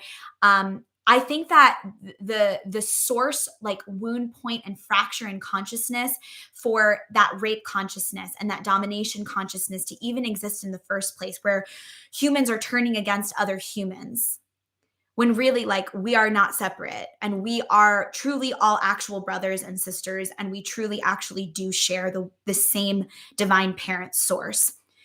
When I sense into that and I feel into that, and this has been like a decade of like pouring over everything from feminist theory to like straight up like mystical texts about this, because I really just love to get to the root of shit. Maybe it's my Capricorn sun, maybe it's my Capricorn stellium, maybe it's my bad bitch ferocity. I don't know, but I love to get to the root. It's why I'm an incredible practitioner as well, because we don't stop until we get to the root and we send the nutrients to that level. What I have sensed so deeply, and in my claircognizance, in my psychic knowing, I really truly believe that this initial separation from each other stems from a separation from source. And as specifically when it comes to the feminine and the attack on the feminine and the goddess and women, historically, for fucking centuries, what I have tracked that in connection to is our separation from the mother, the great cosmic mother, the benevolent presence, the presence of a benevolent, feminine, loving consciousness as the original source point of creation. And I don't think that it's a coincidence that there's been so much God as the Father and He as the one programming that's trickled onto this planet over the last 2,000 years, very specifically, because it disconnects us from the mother. And then all we have to do, if that conversation is happening at the 5D level and we're like, well, what the fuck does that mean? If we bridge that to the 3D level and we look at the attack on our sovereignty and our choices, we look at the medical industrial complex and the birth industry, we look at the way women are treated, we look at the way also queer people are treated, who also have been the mystics and the shamans for centuries. Shout out to Pride Month, shout out to this queer baddie right here. We have always been the fucking ones, because it's the ones on the fringes who are not laying down and saying like, yeah, this is how it goes. It's always been the consciousness that's been pushing back, that have existed on the edges of the village and received the transmissions to then bring it to the community.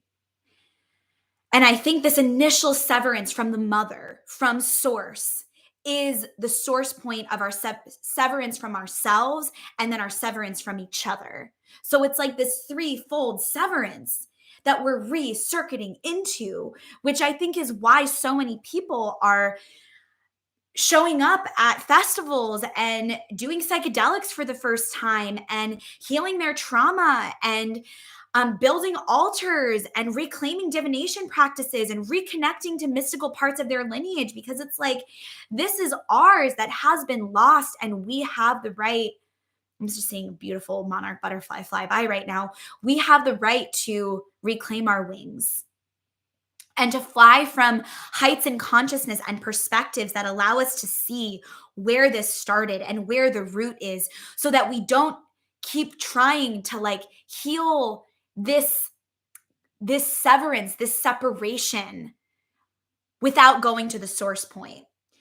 I really truly believe everyone on this planet, including myself, needs to pull into themselves and mind their own business more and mind their own energetic sovereignty and mind their own inner relationship with their higher self, so that when we go out into the world, we're not trying to accidentally control people. And for whatever reason, my programming is that I definitely, if I was going to talk about it in the realm of pathology, have that codependent programming, have really faced a lot of energy of people trying to control my ass in my life. And even still, sometimes, like I show up in my ferocity in pretty much every space I enter, but sometimes I'll notice myself going back into this old program and old patterning. And then I have someone in front of me all of a sudden who's like telling me what to do or what I should do or how I should navigate. And I'm like, whoa, there's that energetic leak in my field again. There's an opportunity for me to seal that up, thank them for whatever they're trying to contribute, and plug in my own hole with my own higher self. And again, it's that right to create the sacred circle around you. So we always jump around on the drip because this is how neurodivergent brains work. But I want to go back to our claircognition, pull a card, our clairvoyance, pull a card, our clairaudience, and then our clairsentience. And we're going to go over an hour and a half today because we haven't done a drip in a couple weeks. So for our claircognition, who wants to come through for the claircognition? Feeling my cosmic dancer deck around like the movement of the mind, and how can this collective of light workers attune the movement of their mind in deeper resonance with the pace and the rhythm that their higher self is trying to communicate to them with. What's like a key word or some key words for the mind?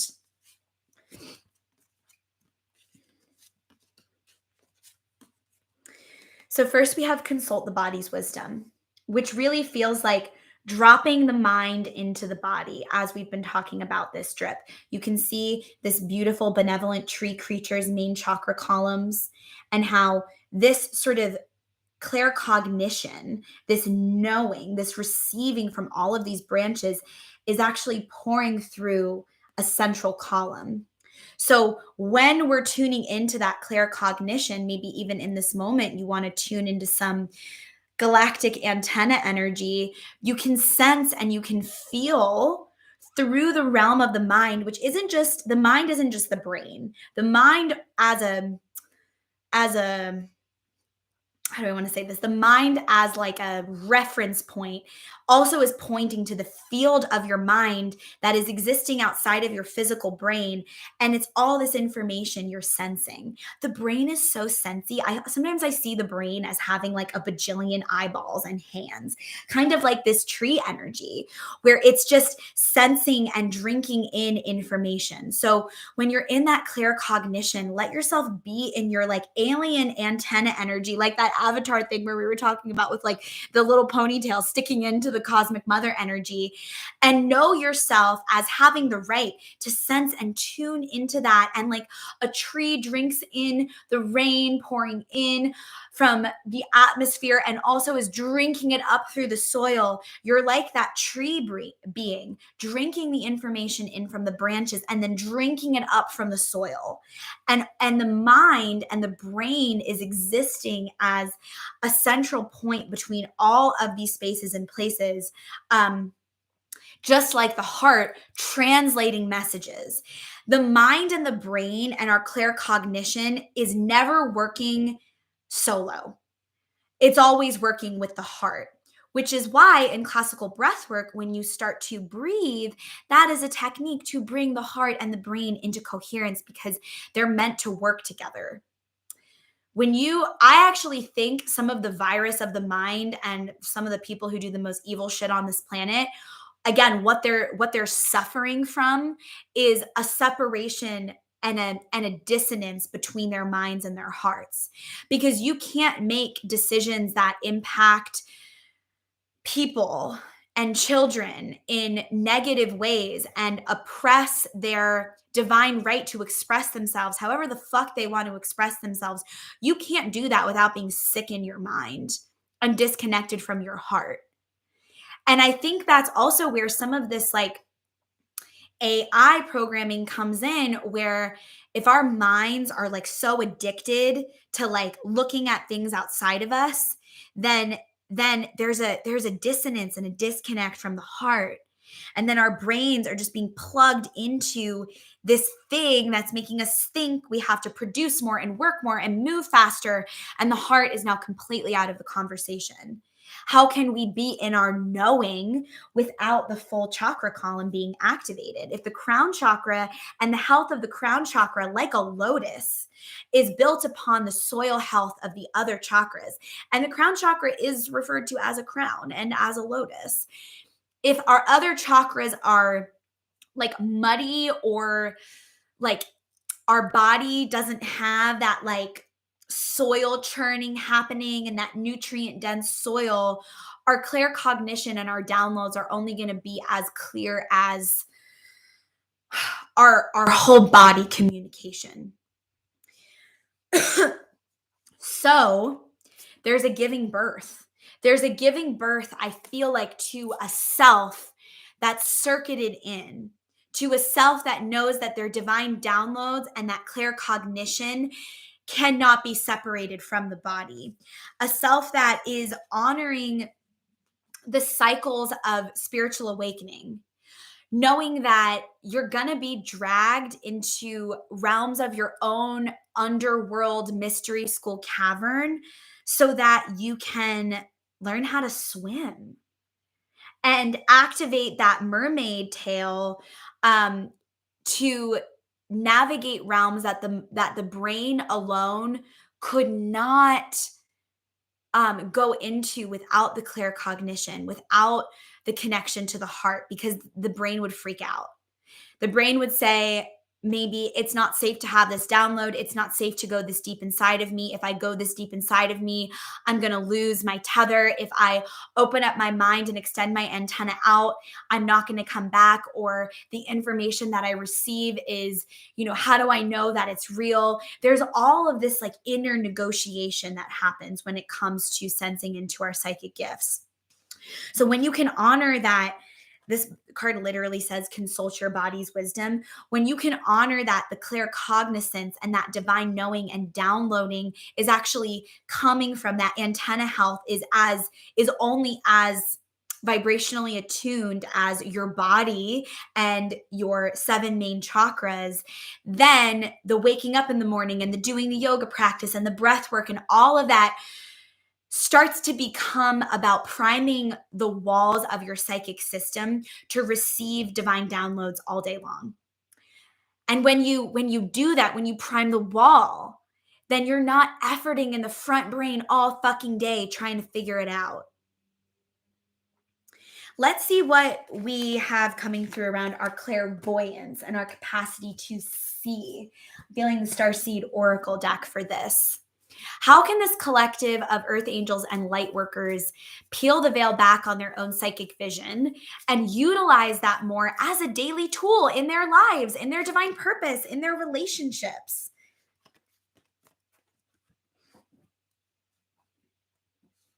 So first, you got to know that you got the love. This card literally says codependency and boundaries. So when we're trying to source the love of source and the messages of source from our relationships or something outside of us, that's that belonging programming that starts to eat away at our sovereignty. When you know that you got the love, and even if you were in some dark cave by yourself for 10 years, you would be able to probably reach some kind of state of samadhi and ecstatic divine union and just be in this communication network with your higher self. When you acknowledge that you got the love, you also acknowledge that everyone else has got the love. If you have your own sovereign connection with your higher self and source, then no one else really needs to like approve of you or get it or love you in order for you to be rooted into your belonging.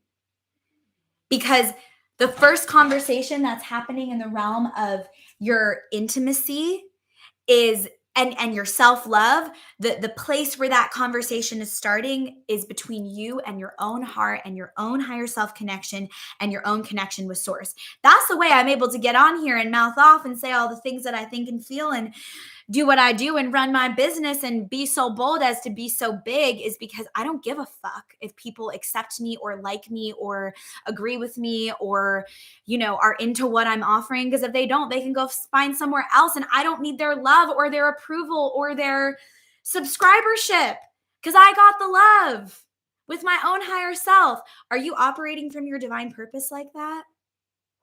Where is your desire to belong to something getting in the way of your own ability to see your highest timeline?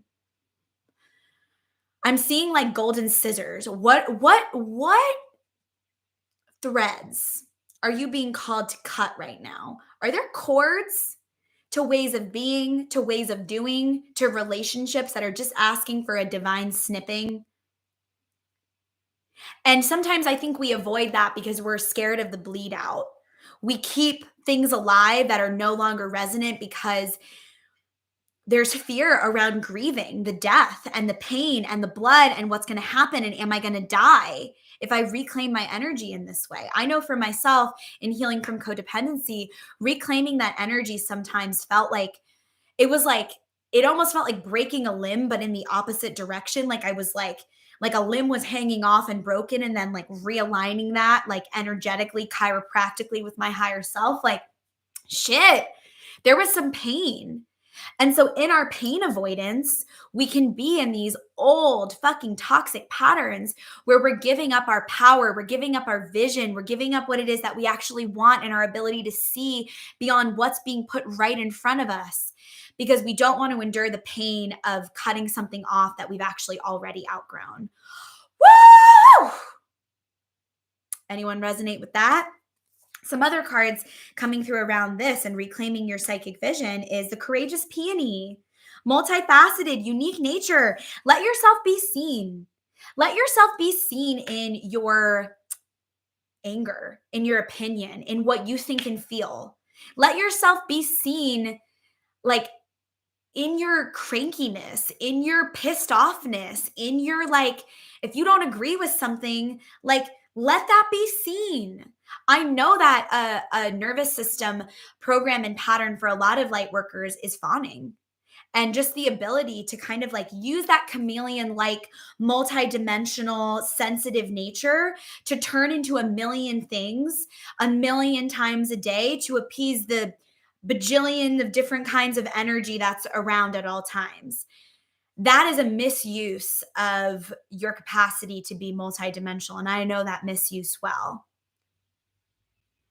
Your multifacetedness is here to be used to tap you deeper into your psychic gifts and to actually piss some people off and push up against some programming and push up against some predatory lies on this consciousness that seek to on this planet, predatory lies and consciousnesses on this planet that seek to keep us separated from our higher selves and source, and then therefore each other, and at odds and at war with each other, so we don't look at the fucking global war that's happening on our sovereignty, on our autonomy. Again, research how many naturopathic doctors were murdered between 2020 and 2023.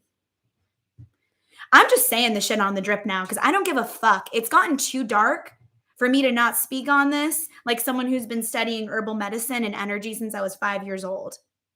So don't use your chameleon, multifaceted psychic nature to appease some person who's so scared that they need you to agree with them because they're also sourcing their belonging from you agreeing with them. Fuck this. When did it become unsafe to agree with each other, to disagree with each other? Woo! The I'm sorry card. We deserve, you want to tap into that psychic vision. You want to claim connection with your higher self. You want that inner child to just curl up in your lap and give you kisses all over your heart. Tell them you're sorry. Tell the parts of you that you are sorry. Activate the seventh or the sixth pillar of the 7 pillars of higher self embodiment, which we will talk about on the next transmission, which is acceptance and forgiveness.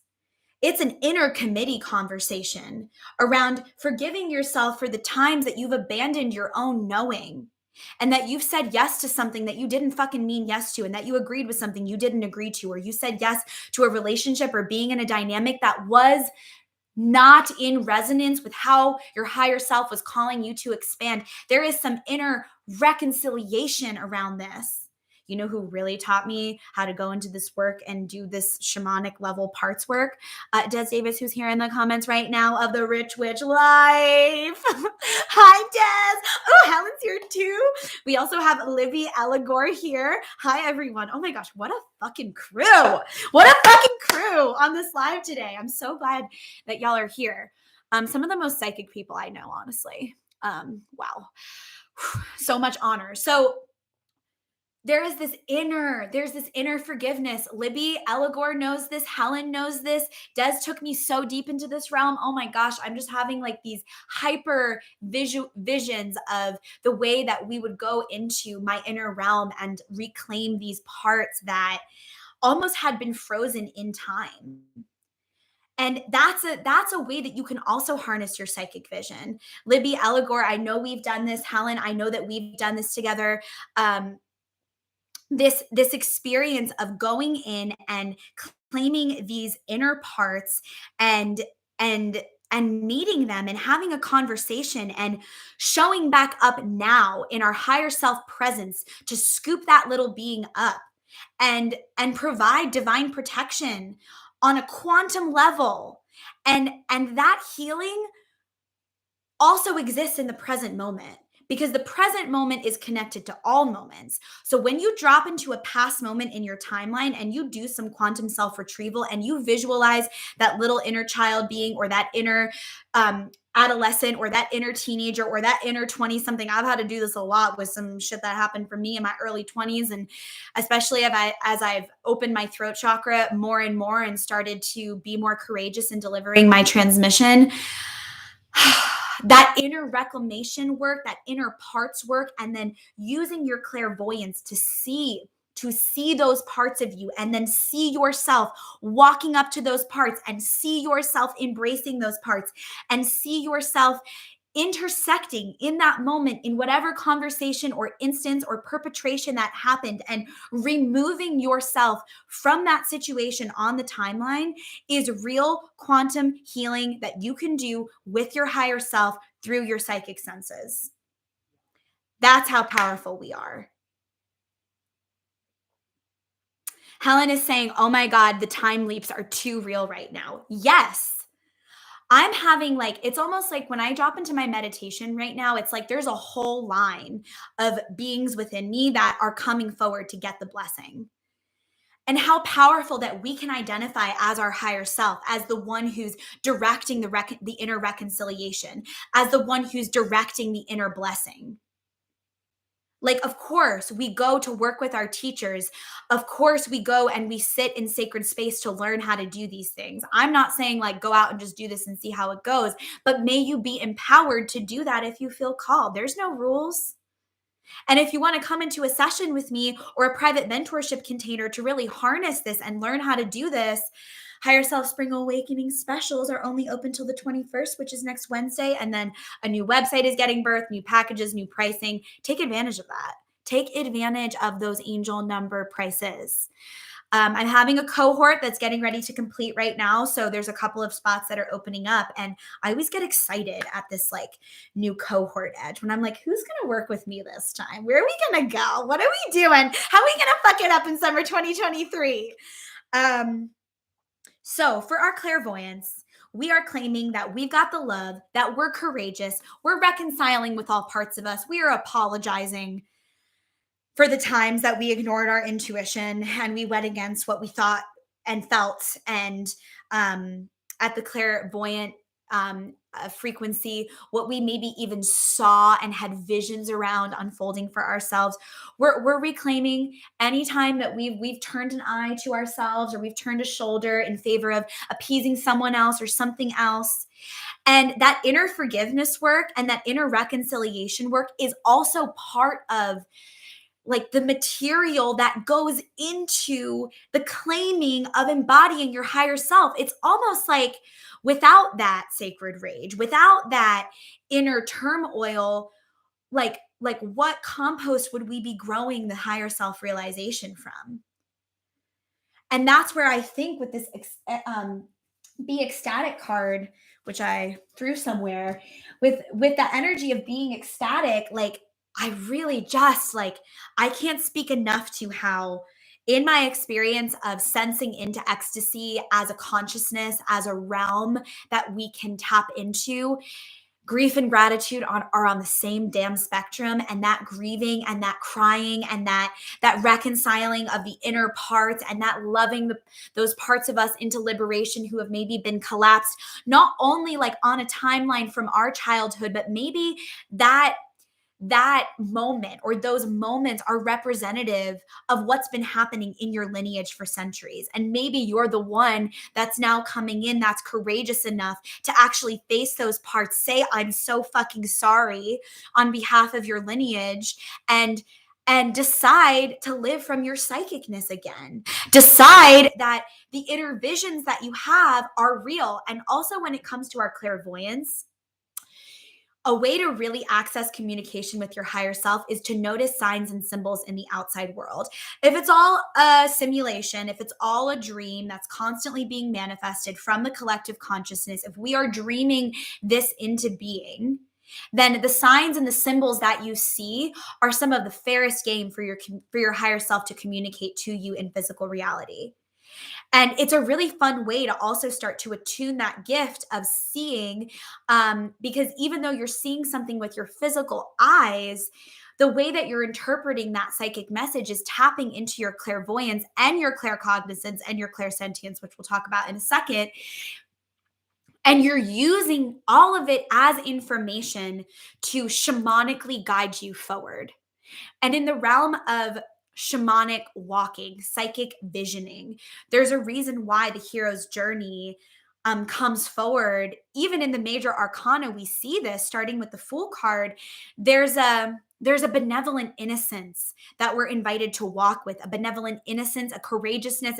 We got our little knapsack and our little, bundle of bread and maybe some water, and we're just walking like our feet are kissing the earth, being motivated and moved by that root chakra tether to our belonging, to our right to be here.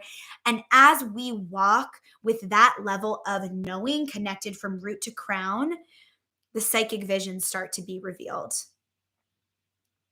And I'm constantly humbled. Oh my God, the amount of times in a week that I'm channeling something for a client or channeling a meditation, and I'll receive a vision, and then someone will confirm or affirm that vision that I'm working with. And like they'll also be seeing the thing. Like, we are so powerful. And it would make sense that our bodies would be under attack at this time on the planet, and our sovereignty and our freedom of expression would all be under attack from all angles, because that is the portal to our higher self realization and our psychicness. As we've said a bajillion times on this episode, the body is the transmitter to receive the information, and our higher self is an operating system that we are choosing to circuit into and then run as the primary program, versus the programming of the ego and the subconscious mind, again, that may not only have been running your life since your own childhood and whatever you survived and whatever that programming was, but again, I really want to root us into like the thousands of years of ancestry and oppression at different points of privilege and access. We're all carrying a different kind of ancestral, what word wants to come through? Instead of like it coming through as a wounding, it's the word, and I'm just seeing like your ancestors handing you a gift, like the gift of the wounding, the gift of the wound, that is here to be the source point from which you liberate your own higher self consciousness and your own psychic gifts. And because you are a culmination of your ancestors, when you do that, they all take a big fucking exhale and you quantumly heal, not only backwards in your lineage, but fucking forward. Maybe you're going to reincarnate.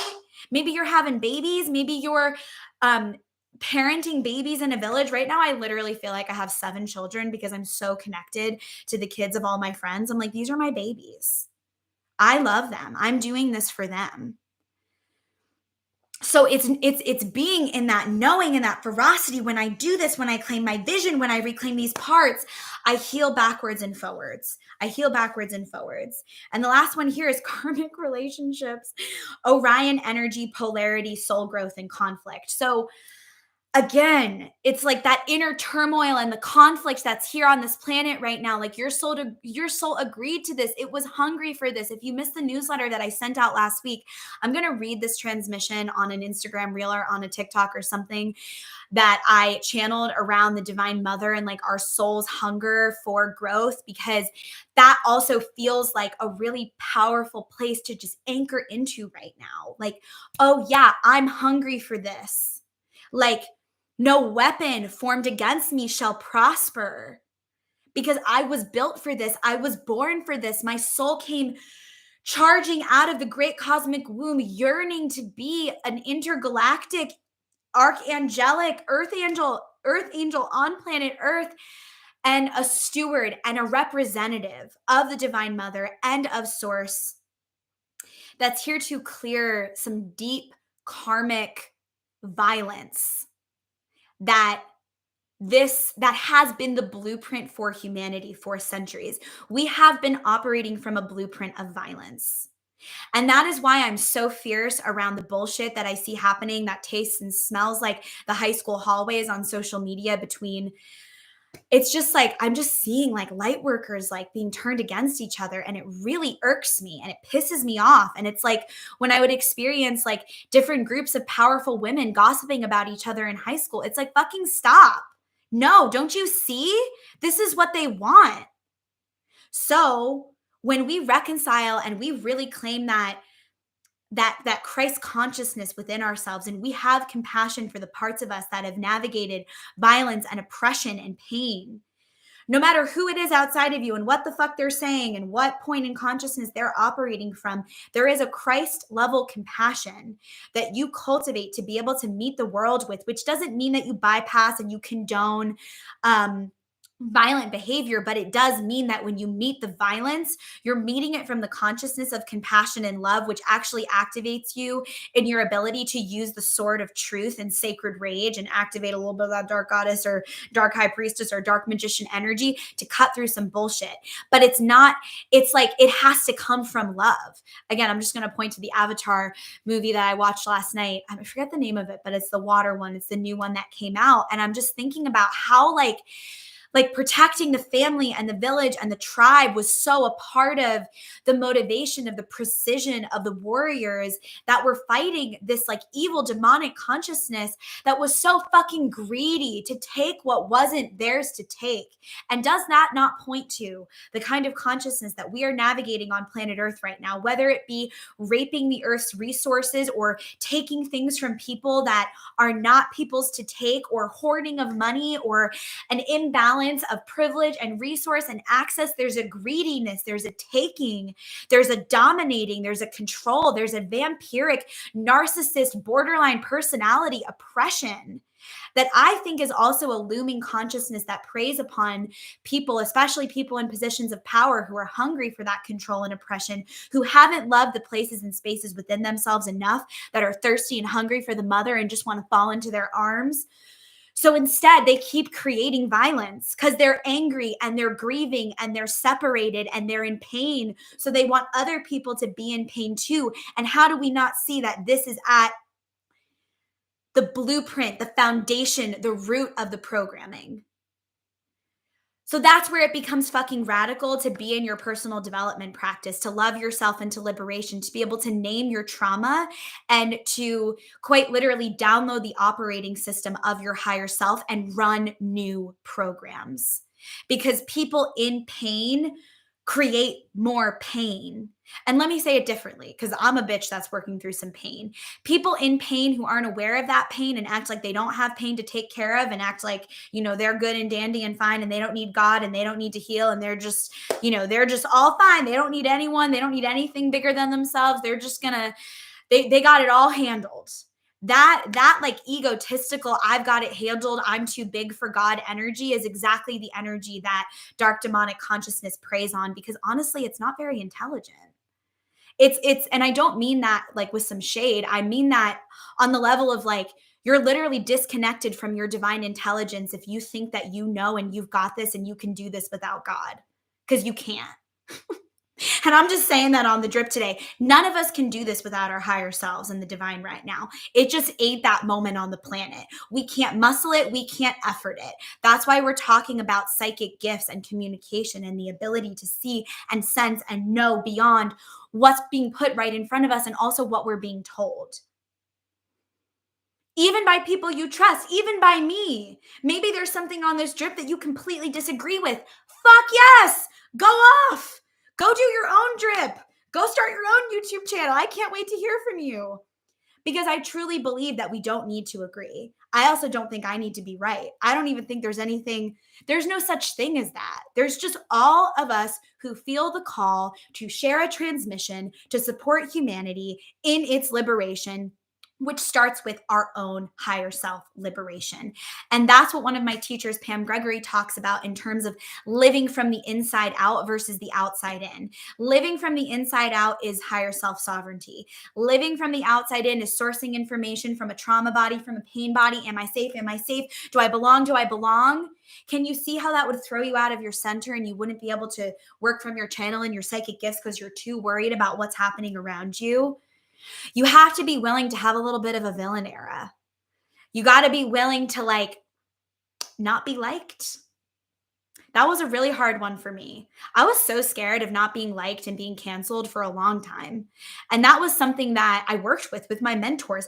Thousands of fucking dollars titrating and regulating my nervous system to be able to have the pussy power to get on here and tell you what the fuck I think and not really care if you agree or don't agree, because this is just my channel and my transmission and what I'm offering for free on my YouTube channel.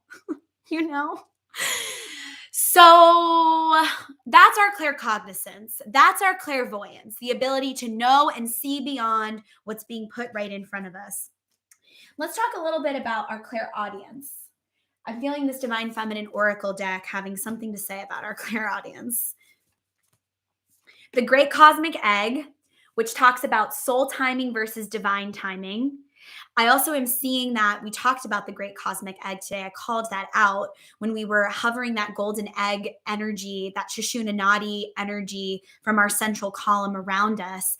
And if you want to hear messages, it's going to be connected to the realm of vibration. You can clear vibration through light. So as you're sending that golden light, the golden light is holding a resonance and a vibration. And as you're sending that soul light and that higher self light out, you're actually also attuning your clairaudience to be able to pick up messages in the field. Sometimes also when I'm channeling, I'll be seeing things, or you'll hear me say, I just heard this, or they're telling me this. And I'm picking up, I'm literally listening into this field around me, and I'm picking up information over here. Sometimes you'll see me point over here. I'm listening. So in our clairaudience, we want to really tap into the power of listening and clearing our vibrational field and then tuning into the conversation from that place. Because also when we get into the realm of like quantum theory, quantum physics, and especially subatomic particles, we're in a vibrational, atomic, subatomic conversation where vibration is queen, king, ruler, and that is what we really want to pay attention to. We can use our claircognizance and our clairvoyance to breathe that light, to be in our knowing and our faith around being protected, and then from that space we can hear. We can literally receive messages from this field, almost like we're little like radio stations picking up things through our antenna. So do you see how the claircognizance and the clairvoyance and then the clairaudience are all working together? And I'm seeing that toroidal force that we were working with earlier, where the heart is spiraling in all directions at once. And all of these different parts are wanting to work together in your little psychic machine to help you receive messages beyond the 3D veil. We're penetrating the physical veil when we're going into the realm of vibration. We're picking up things in the field. So we have that cosmic egg card, and we also have Isis here, the goddess of magic, sacred sexual energy is sacred, and my pleasure is a prayer that brings me back to life.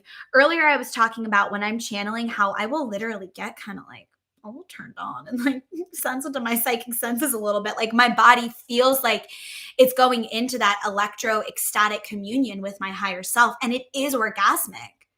And in the Sophia Code in Hathor's chapter, love the Sophia Code. I've mentioned it on every drip. One of my highest teachings. My mentor, Des Davis, gave it to me like 5 years ago now, when I was in some deep psychic attunement and really ready to just like work with the guides and the ascended masters at a next level and awaken my own psychic gifts. Something that Kaya Ra channels, and who's the author of the Sophia Code and the oracle for the Sophia Dragon Tribe, something that Kaya Ra talks about in Hathor's chapter is this electro ecstatic communion with your higher self and how it literally can resonate as orgasmic. And High Priestess Isis, like, it's said that when she reigned over a golden age in ancient Egypt, she literally grew physical wings. I fully believe that it's possible for us to grow full physical angel dragon wings. I don't know if that's going to happen for me in this lifetime. It seems like there's a lot of cleanup crew to do, but I see my wings every day and I walk around like those wings are real.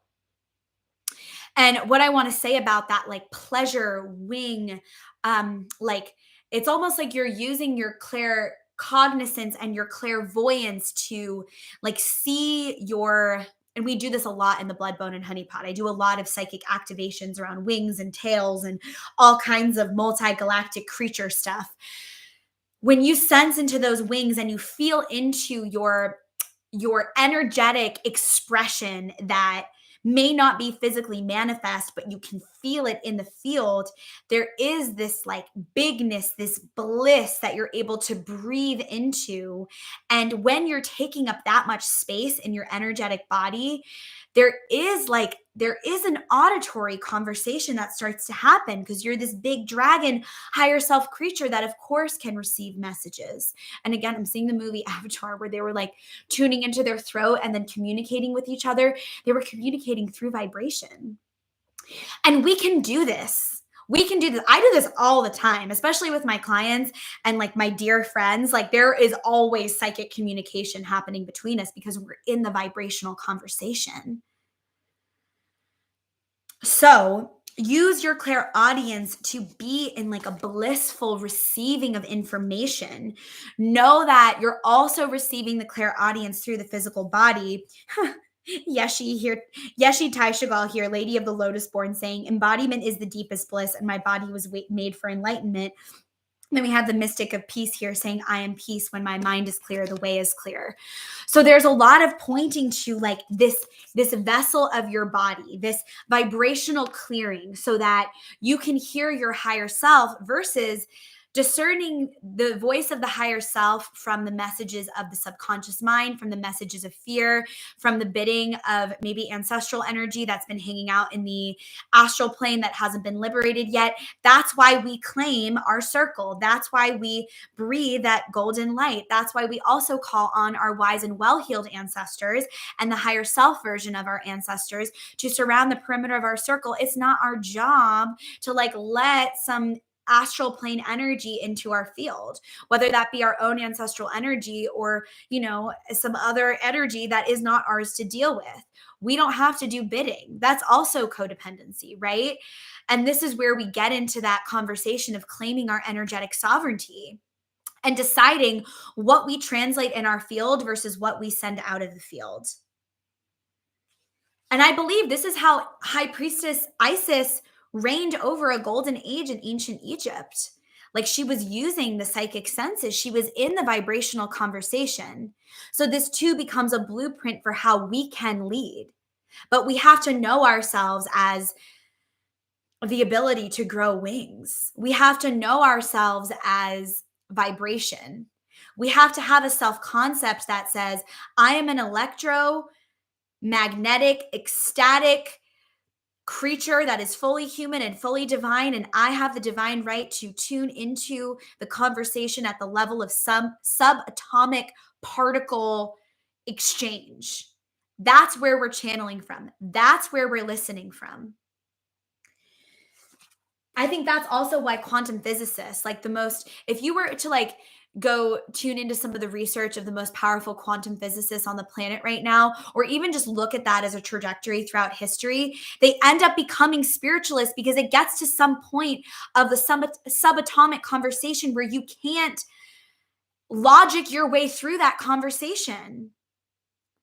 And I find that to be such a juicy, delicious conversation that the most powerful scientists on the planet eventually end up having an ecstatic spiritual awakening because they understand that you can't logic your way through string theory and subatomic particles. That at some point we're going to have to admit that we're maybe not the most intelligent, benevolent beings who can figure out all this shit in the multiverse. That maybe there's other planets and whole other dimensional realms and whole other societies that are existing other than planet Earth. What a narcissist consciousness to think that we're the only ones and that we can figure it out and that there's a way that science is going to just break it down and explain all of it to us. Like that to me is so boring and also tracks this disregard and disrespect for life at the level, again, of our severance from the great cosmic mother and the great cosmic womb that is causing so much psychic sickness on this planet that I also believe is at the root of all of the many pandemics that were existing. Also, the pandemic of chronic illness and autoimmune disorders. And I say that as someone who's been navigating autoimmune issues since I've been a kid. Like I couldn't just eat the fucking birthday cake at the party because it was not working for me. I've been like gluten-free since I was a kid. So let's not be boring. Let's just claim that in the blood, bone, and honey space that we're not boring. We don't take things at face value. We tune into all our senses. We don't do what someone's telling us to do just because we've been following them on Instagram since 2020. No. What do you think? What do you feel? What vibrational conversation are you tuning into the field? Because you have a transmission that you're here to deliver that I couldn't deliver and that anyone else listening on this drip could not deliver. We need you. And we need your clairaudience to be activated so you can teach us how to navigate. We need all the teachers we can get at this moment. 21111 on our time when I said that. So that's our clairaudience. Let's go into our clairsentience, and this will be our final psychic sense that we explore on this drip together today. Feeling my faceted earth deck around feeling the sentience, the sentientness of life. How can this collective of earth angels and light workers respect their sentience, their lifeness, their ecstatic, magnetic, vibrational conversation that's constantly happening in their direct communion with source, but sometimes the ego and the parts that are still being loved into liberation forget that that's the conversation that we can attune our radio station to. Not to say that there aren't infinite other channels, right? That's our sovereignty. Are you tuned into a hell-based consciousness, or are you tuned into your higher self? Are you tuned into a thought that's producing a negative blocked feeling tone in the body, or are you tuned into a conversation that holds potential even if pain is also present? The flame. Ooh, for our sentience. So not running from the fire of our feeling. Leaning into the feeling, leaning into the flame. It's okay if you get a little burned by your feelings.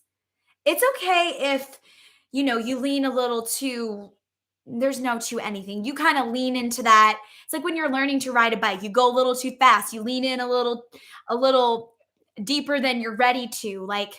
some of that warming and some of those burns and some of that heat is also part of your channel learning how to interact with that energy. And I think the pacifying and the medicating of our emotions as energy in motion, at the extent that it's done, like people are just handing out Tic Tacs on this planet, is also part of the control programming. I've also worked with people who are working with tending the fire of their flame and are using certain tools or medications or a certain cocktail of support that allows them to turn the dial down on the flame of feeling enough so that they can be in their sovereignty and be in the driver's seat of how they want to navigate that. So again, there's no right way to navigate any of this. I'm not the authority, you're the authority. And at the same time, notice where there's an attack, not just on our bodies, but on our deep feeling. And a labeling of that and a making wrong of it and a pathologizing of it. And that cuts us off from our sentientness. And a lot of times when I'm working with people and there's big feelings that come up, what will arise is that there's somehow a wrongness, or their feelings are like too big, or other people don't also navigate this, or, there's something wrong with them. The programming of there's something wrong with me and I just need to be fixed because I'm broken is also what the predatory, violent consciousness that makes a lot of money off of our trauma and preys upon this planet and preys upon people that they can, that energy can do its bidding through. The attack on our sentientness and our deep feeling is also a part of that. So as you're attuning to my feelings are wisdom that are always communicating something through me, even if they're low vibrational or negative or dense or whatever. Claiming that heat as information is also what stokes the fire of your faith and really cultivates a sense of like, I'm a baddie who can feel their feelings and not run. I can actually surf this feeling right now and I'm not going to die.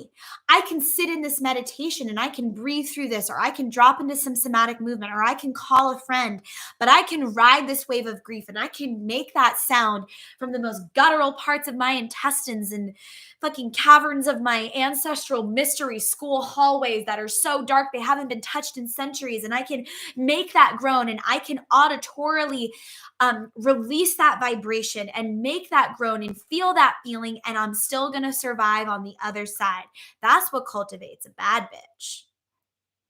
That's why the high priestess goes to the underworld to claim her twin sister self and then leaves her old self on a meat hook and then reascends and reemerges into the upper realms a new version.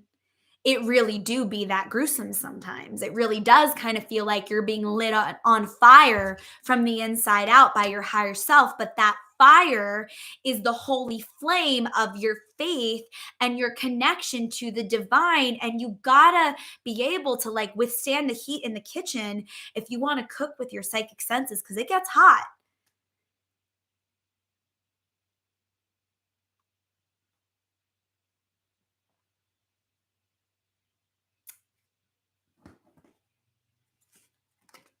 This eternal embrace, and this resurrection is what's happening inside of us as we reclaim our sentientness, our clairsentientness, our ability to feel. Because it's going to have you choosing this eternal embrace, this embrace of your higher self, this embrace of the divine over any embrace that you could receive from another human being. And again, that requires some audacity, some self-belonging, some higher self-belonging, because we don't want to be alone. We don't want to be excommunicated from the tribe, but you're special. You're a prophet. You're a channel. You got a message to deliver. It's not going to go the same for you as it goes for other beings because you're a shaman. The shaman does not function in the village the same way as all the other people do. The shaman has certain practices they have to drop into and certain like communications with the divine and certain levels of higher self activation in the mystery school and certain caverns that they have to be brought to so that they can hold space from that depth of intimacy into me I see higher self knowing, because only a bad bitch can lead a bad bitch, you know. So if you're a bad bitch, if you're a shaman, if you're a leader, if you're a light worker, if you're a visionary entrepreneur, if you have a big ass message that you're here to share on planet Earth, come into a session with me. Get a higher self reading. Come in a private mentorship. Let's see what you got cooking and how we can support you in refining the alchemy that you're already doing, in elevating the purpose work you've already stepped into, in deepening the complex trauma healing that maybe you've already begun the journey of. That's the cohort that I'm calling in right now. It's the advanced earth angels. It's the shamans. It's the one who are like, yeah, okay, my higher self is calling me to be a new earth leader and now it's just the fuck time. And we go in. And every week for my private mentorship program, we have a big ass ceremony to start. That's like 2 to 3 hours. And then we meet every week for 90 minutes. And we do that for about my lowest container right now, or my smallest container, I should say, for private mentorship, that I feel like wants to be offered is my 3 month. That's now kind of edging a 4 month. So if you want to get in there for these promo prices, now is the time. And they're not on my website. You have to DM me, My Higher Self Spring Awakening, and I will send you my little Google Doc with all the promo prices. But what I want to speak to around the private mentorship container is there's an intelligence of going in and meeting and being in ceremony and excavating all the things. And I give you this long ass questionnaire and we go through all the inner realms, and then we meet weekly for your attunements.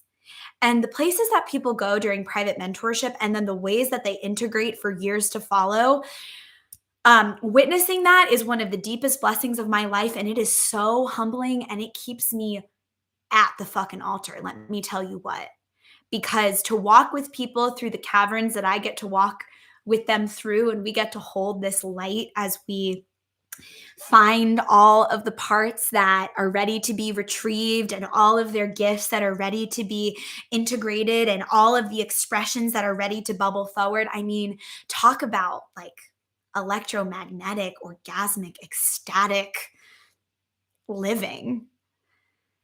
So if you're looking to walk with a higher self-embodiment doula, you're going through a little rebirth and you need a little doula midwife on your team to support you, send me a DM. We're just going to keep getting more ferocious on this drip. We got Helen here saying truly years and years later. Helen and I worked together. Helen was in my first private mentor, or my first online course, Nourish Like a Goddess, in 2019. And then Helen and I ended up working together for, I don't even know how long we worked together, Helen. I feel like it was like a year and a half where we were in private mentorship on and off. And now I have the honor of just witnessing like this incredible human being and how they have totally multidimensionally, ecstatically expressed and are claiming the fuck out of their lives and their worthiness. Like Helen, your worthiness activation inspires me on a daily basis. So yeah, that's what we do here. That's what we do here. And if you're wanting to get a taste, come join us in the Blood, Bone, and Honey membership coven. $5 a month to join us at the basics tier. You can always tap in, tap out. What you waiting for? Especially if you're tuning into these drips. There's an amazing higher self meditation that corresponds to this drip. There was this beautiful, like, angelic tuning fork that dropped through from our higher selves, and we scanned that through all the psychic senses and the chakras, and then I held some space to receive messages, to align with timelines, to be in that conversation between the claircognizance and the clairvoyance and the clairsentience and the clairaudience. So you could go sign up for the Patreon right now. Go tune into that meditation. And then there's a bunch of other meditations there for you. There's movement practices galore. There's replays of live coven gatherings where we've done deep journeys into all kinds of intergalactic realms, and just been in our divine right to have higher self activations, to claim these updates on our operating system that are our divine right to receive. So if you want to get a little software system upgrade, if you're ready to devote this summer to more ecstatic inner communion with your higher self so that you can manifest your life from the inside out, and you want to really live from the universal truth that vibration precedes manifestation, and you want to stop working against the current of your life and work in alignment with your magic and your gifts and like what is here for you and what your higher self is hungry to support you through, get yourself in private mentorship, get a little higher self reading, come into a higher self embodiment ceremony, roll that into a private mentorship container. I do have an application process for private mentorship. It's a free clarity call. You can sign up for that on my website. But again, these spring awakening prices are not on my website right now. So if you want that and you want the goods, you have to connect with me one-on-one. That's how we're doing it. Send me a DM, send me an email, and stay tuned for the release of the new website and the new packages and episode 50 of the Devotional Drip, where we're going to celebrate the 7 pillars of higher self-embodiment. And there's a masterclass to come that's going to function as a little open studio, like I said, for the membership. So if all of that sounds juicy, make sure you are on the newsletter Coven. You can join that at bloodboneandhoney.com. I will also link that in the description. And I will see you on episode 50 of The Drip. Please feel free to drop in on the replay. Let me know how this resonated for you. We had so many people here live. This was so amazing. Thank you for being here. Thank you for your presence. Thank you for your gifts. Thank you for your courageousness. Thank you for your channel. Thank you for the communication that you are in with all of the plants and the animals and with spirit. Thank you for the courageous way that you walk through your life. Thank you for the way that you push up against programming. Thank you for your multidimensionality and your queerness, if that resonates, and your magic and just your bigness. We need your bigness. You are the prophet, and you've been doing this for lifetimes, baby. So it's an honor to walk with you as your higher self embodiment doula. I believe in you from the depths of my root chakra, connected all the way back to my home planet and circuited into Gaia. And it's an honor to walk this path with you. Go be a bad bitch, and I'll see you on the next episode. Love you. Bye. Namaste.